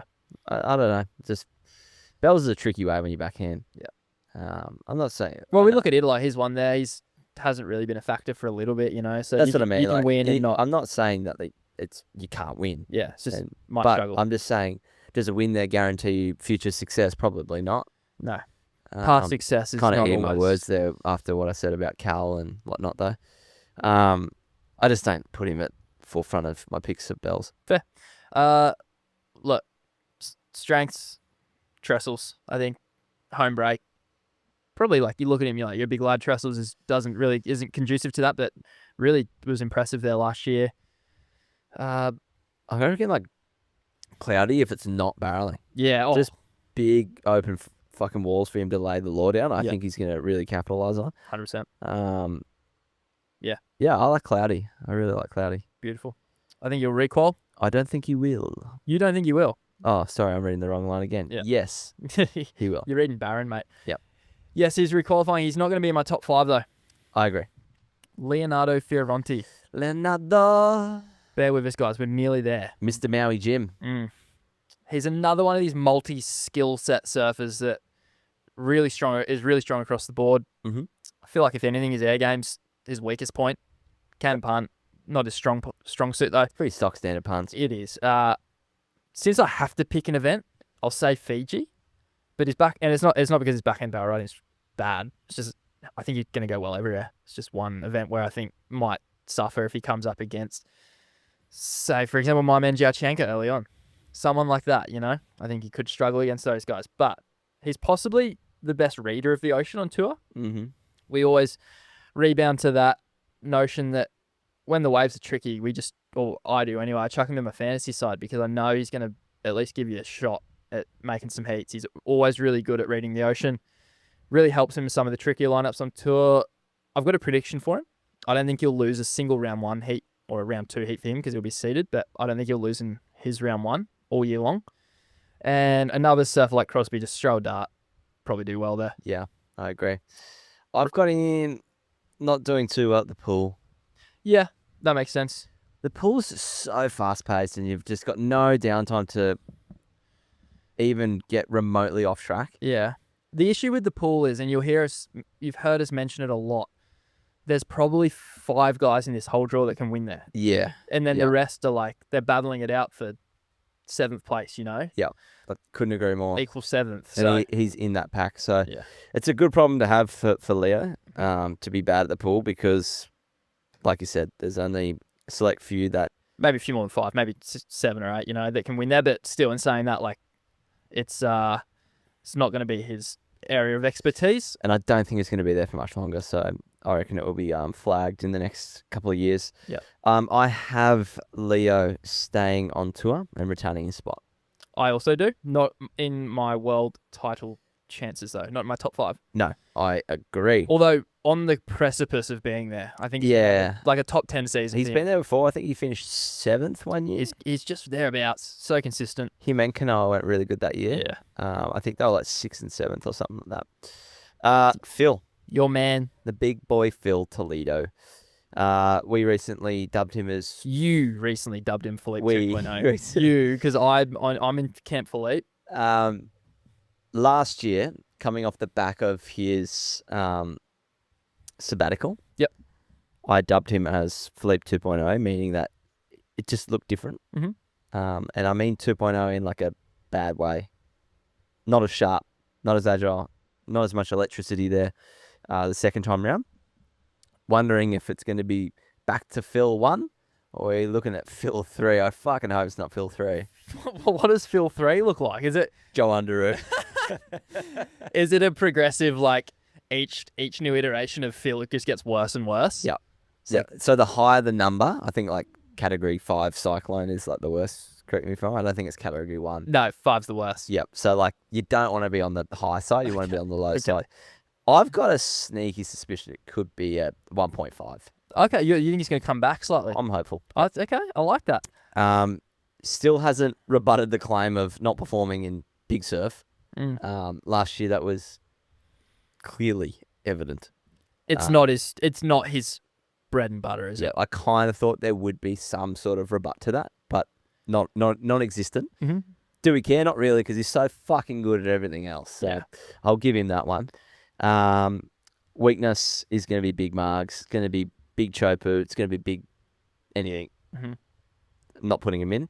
Strengths, everything else outside of that. Yes. Absolutely everything else. Yeah. May have lost a little spark, but still absolutely mopping the floor with other people. If it's like, if they're on the right side of the draw, it could well be a Philippe Sammy final at Snapper. Yeah. Like it's just they're both that good there. He will get to the semi-finals at Snapper in his sleep, I believe. Mm-hmm. At least the quarters, but probably higher. Yeah, I don't really have anything to add there. You're right there on the money with, especially with his airs and stuff. The ankle breakers are still going to be there. He's not afraid to punch out into the flats. Yep. He's going to requalify. He's going to requalify. Pretty easy to say. He's not going to be in the top 5 though. No, you've gone that as well. I don't have him in there. After hearing you yabber on about him all year last year and not put him in your top 5, I'm a little shocked, Finley. He hurt me. But he went and did bad by you. Kanoa Igarashi. Results have come and gone for him. Man, yeah. I kind of throw him, maybe not as exaggerated as Ethan Ewing, but really good surfer with a shitty kind of event result. Record. So, yeah. It's been a little sleepy for Kanoa results-wise the last 2 years.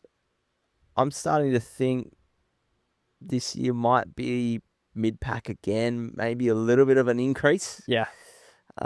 Will it be crazy good? Top 5? No. Spoil that there. It just hasn't been super consistent. No. That's been the weakness. It's just not consistent. I picked him numerous times last year. Disappointed every time.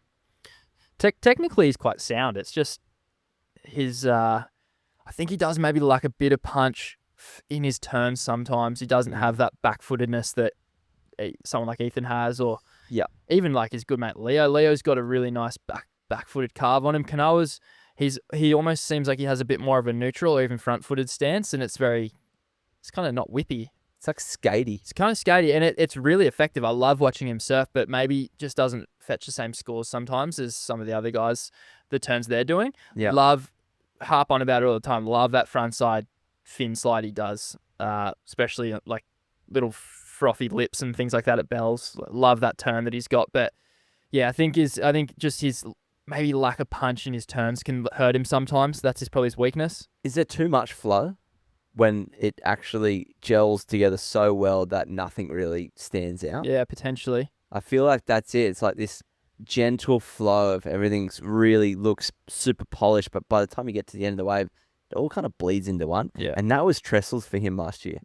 He was getting waves doing 11 turns, and you're just like, well, what really happened? Yeah. You kind of had to rely on the replays to go, oh yeah, I forgot about that. That was sick.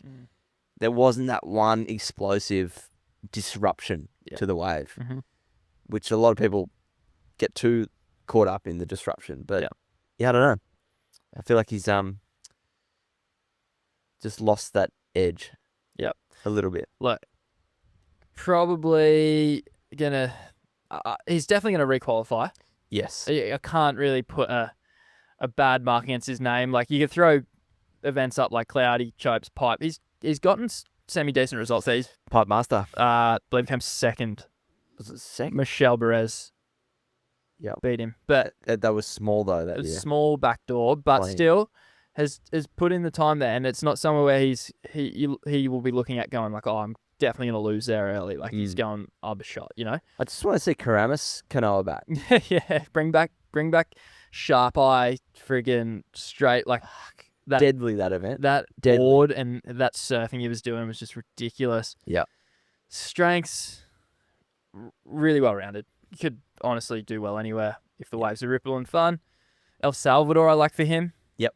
Really suits that call. down the line, fast paced surfing, same Bells. as Snapper, bells. Yep. Rinse and repeat.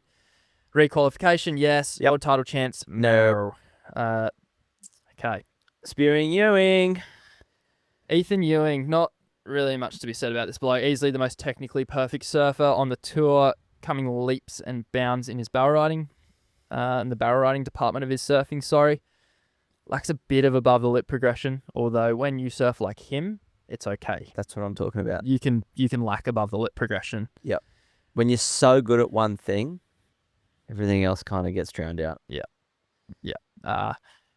He has come on leaps and bounds in the barrel riding department. He is going to be there or thereabouts for the top 5, even battling for that world title this year. So again, you can't have heaps of weaknesses, which he doesn't. Probably say Rio.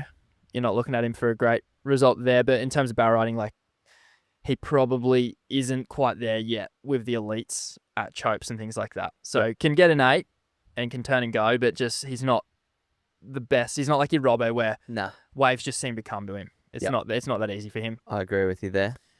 Would it be surprising to you for Ethan to have won 2 of the first 4 events? I reckon he can win the whole Aussie leg. Yes, seriously. Like, I think this is his year. He's a shoo-in for Mark. Like, there's no John this year. He's the closest to John there. If there's anyone that's going to replace that John turn, it's him. Exactly right. Look, Bells and Snappers and Marks is about as good a start as he can get. Raglan's kind of that, whatever. I think he's going to get to a season off to a flyer, and I have him thereabouts again come year's end. I do have him requalifying. I did omit him from my top 5 though. The only reason I've undoubtedly put him in the top 5, he was the biggest casualty of the top 5 format. Yes. He would have won 3 other... He correct me if I'm wrong, someone do the maths, but I'm fairly sure he'd have a world title by now. Potentially. I don't know where he was sitting, to be honest. It's hard to gauge because I think one of the first years that it was the change of format, maybe the second year. Well, put it this way. He's never gone into Trestles or Fiji, for that matter, with the yellow jersey. He's never gone in first seed. No. So he would have been potentially looking to come home with that wet sail and maybe win a title at Pipe or the last event rather than at Fiji or Trestles. Yeah. Don't think he would have had a world title, but maybe, the top 5 format doesn't suit him. I think this suits him a lot better. For sure. The only reason I don't have him in my top 5, as you do, is because of this next guy. And it was between these two. Jack Robinson for me. I just went back and forth between the two, and I racked my brain. I was like, where's this separation come from? Who's going to come 5th and 6th, essentially? I just think Jack edges ahead of him. He just keeps getting better and better. Shoe in for the top 10 for mine. Definitely top 10. Probably shoe in for top 5 too. Given the year's schedule, he's coming off an extended layoff of MCL surgery, which is my only sort of question mark around him. Is he going to come back as strong? But from all reports and all visuals I've seen, he's surfing extremely well at snapper. Yep. And he's got a fresh sled. Fresh JS equipment under his feet. On the tractor. Yep. If I had to pick a spot for him to go bad at this year, it's probably Raglan. Again, his back end isn't overly explosive. And no. Especially in fatter waves. I think he's been safeguarded by that through the lack of the high performance left-handers on tour. Did win G-Land. Small G-Land too. Oh, it was pretty shit. And that was as far from what G-Land was predicted to be like. In saying that, probably wins G-Land regardless if it's pitting. You know what I mean? But G-Land is a much more steeper and down the line wave than Raglan is. I wouldn't have Jack in my pick to win at Macca's though. Probably not. That's what I mean. Yeah. So I think the tour kind of safeguards his the potential for him to be exposed in that regard is higher through the locations. Yeah. You've said Ethan just sits outside the top 10 for you, the top 5. This is your Jack version for me. Yeah. I just have him just outside this time round. Mm-hmm. Strengths, again, no need to go into detail. We all know his strengths. Yep. Anything less than a semi-final at Chopes and Fiji, if it's pumping, is a failure. A pipe CT win won't be far away either. Yeah. It's just knocking on the door. He's going to recall the Ocean Red. Well, yeah, he's just a friggin'. The Swellian boys call him the wave shaman, and it couldn't be more true with him. He is the wave shaman. I have him requalifying, and I do have him in my top 5. I have him requalifying. I don't have him in the top 5. Yep. Okay. Italo Ferreira. Weakness. Is there one? Yeah. I've put here in the notes, he's probably too fucking hyperactive. Too many Red Bulls.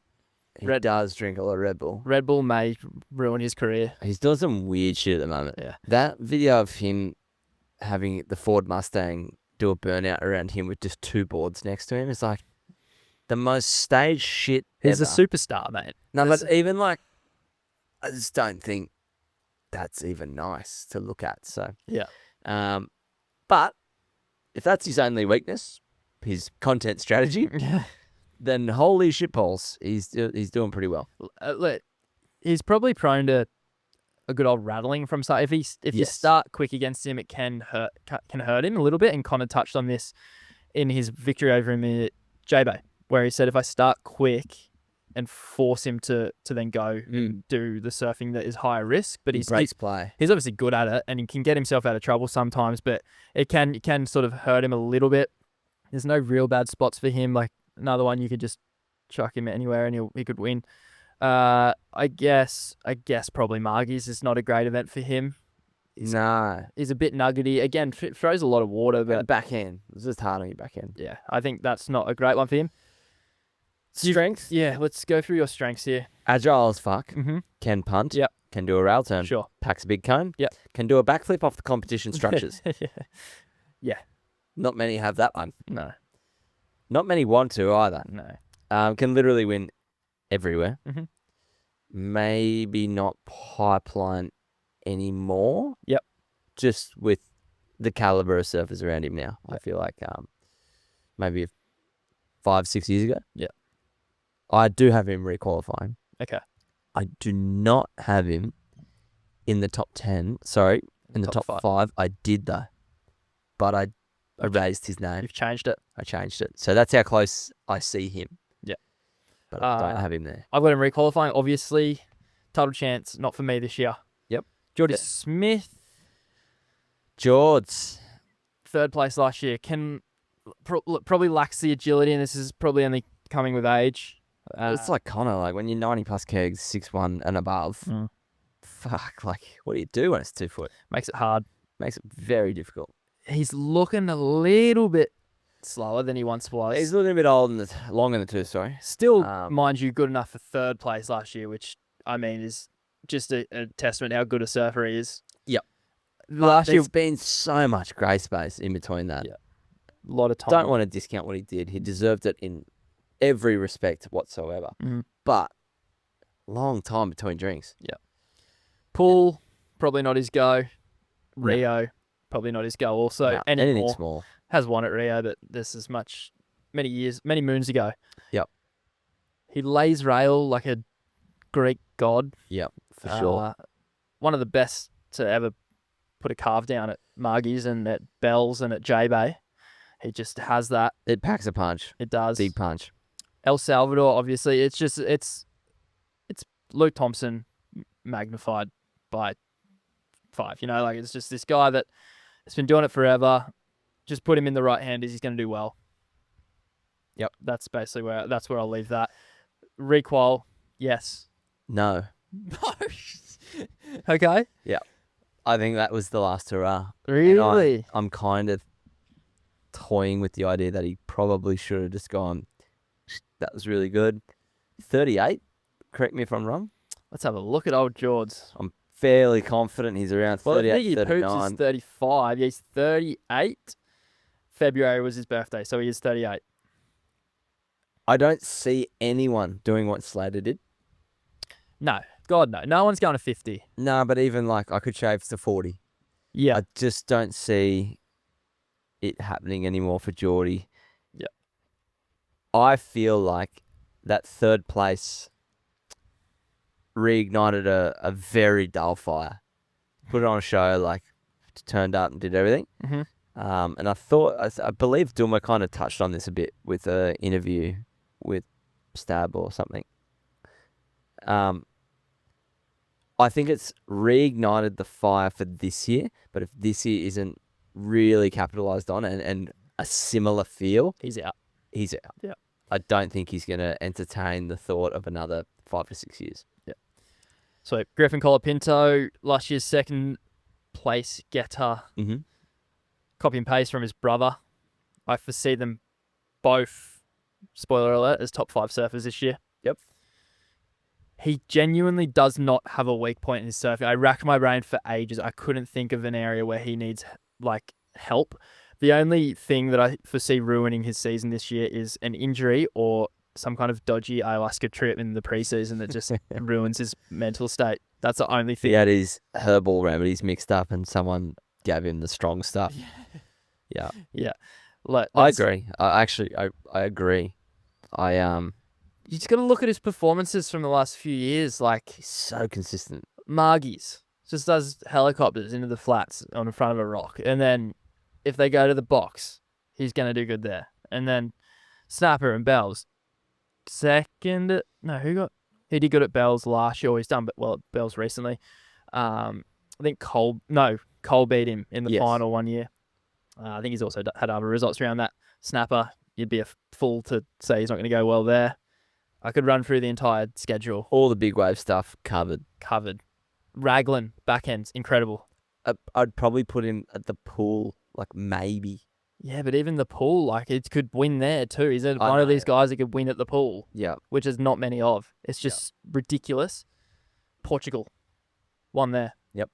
So just Here's the all-round horse that you want to pick. It's stupid. So yeah, strengths, same thing. Can win any event. He's a dartboard bet. Yep. Leave it to that. When it comes to recoil and final five, yes. I don't want to say final five. Sorry, my apologies. Yeah. Top five. Wash your mouth out with soap. Tastes bad, innit? We both agree. It's a yes to both. He's gonna be there at the end, inside that top five. Yeah. And then, we're finally there. The last melon. The last melon. Mr. World Champion himself, Yago Dora. The reigning world champ. Spoiler alert, I don't foresee him going back-to-back this year. I agree. He doesn't really have a weakness, again. Probably the title, I just think it might weigh a little bit heavy on him. It's really hard to go back-to-back. Hard to pick yourself up again and go again once you've achieved what you've been working so hard for. Maybe a little bit of a hangover there. There's a place, if I've got to pick an event, he's going to go poorly at. I'd maybe throw Snapper in there, just if it's not amazing forecast and the waves are a little bit slopey. It might hurt him a little bit. I agree. But yeah, look, there's not many weaknesses in his. There's no weaknesses in his surfing. Strengths, I just think he's going to toy with Raglan. Like that joint, he could win pretty easily. Trestles also probably wins there. Yep. Most of his top five guys, he can win anyway. So no point in going into too much detail. I have him requalifying. So do I. I don't have him at top five. I agree. But it'll be like a 6-7. Sorry, 6th or 7th. I didn't mean it 6-7. Yeah. It'll be right there. I don't think it's going to be a shocker this year. No, it'll be a top 10 finish for sure. A bad result this year for him is going to be a top 10 finish. That's the issue. Which most striving for. Yeah. But yeah, it's hard to back up the glory of a world title to go back to back. Very few have done it. And I just don't think Yago Dora's got it yet. Maybe in the next couple of years, but this year, no. So we're there. We are there. There's shit friggin' That's like what we 60 think is going to happen. 60 surfers, I reckon, that we've gone through there. 24 ladies, and is it 30, or is it 36 men? 34 men. So just under 60 people. My throat hurts. Yeah, and we've already done a potty. We've already done a podcast today, as alluded to earlier. And we might have to go to your favourite establishment after this. Macca's or KFC could be on the cards. Colonel's getting a call. Can't lie, did have lunch there today and had KFC for dinner last night. Not looking good for the Your sphincter. Sure. To finish up, Rookie of the Year, ladies, who have you got? So yeah, Rookie of the Year. This is our final wrap up. This is what we're going to be held accountable for this year. Mm-hmm. This is what's going to be getting reviewed at the end. Rookie of the Year, Tia Zabrowski on the ladies' side. I love going something different, but I just simply cannot. Yeah, she's going Tia Zabrowski will get Rookie of the Year. On the men's side, you've copied me again. Kael Bas. Kael Bas. Now, there is asterisks here. You can only choose 3 or 4 surfers out of the 10. Yeah. I just think none of them can actually be Rookie of the Year because they've already had a Rookie Year. Yeah. I just think the advantage he has at places like Chopes and Fiji is going to do wonders for him. Yep. Our top 5 ladies in order. Go first. 5th place, Caroline. 4th place, Carissa. 3rd place, Katie. 2nd place, Molly.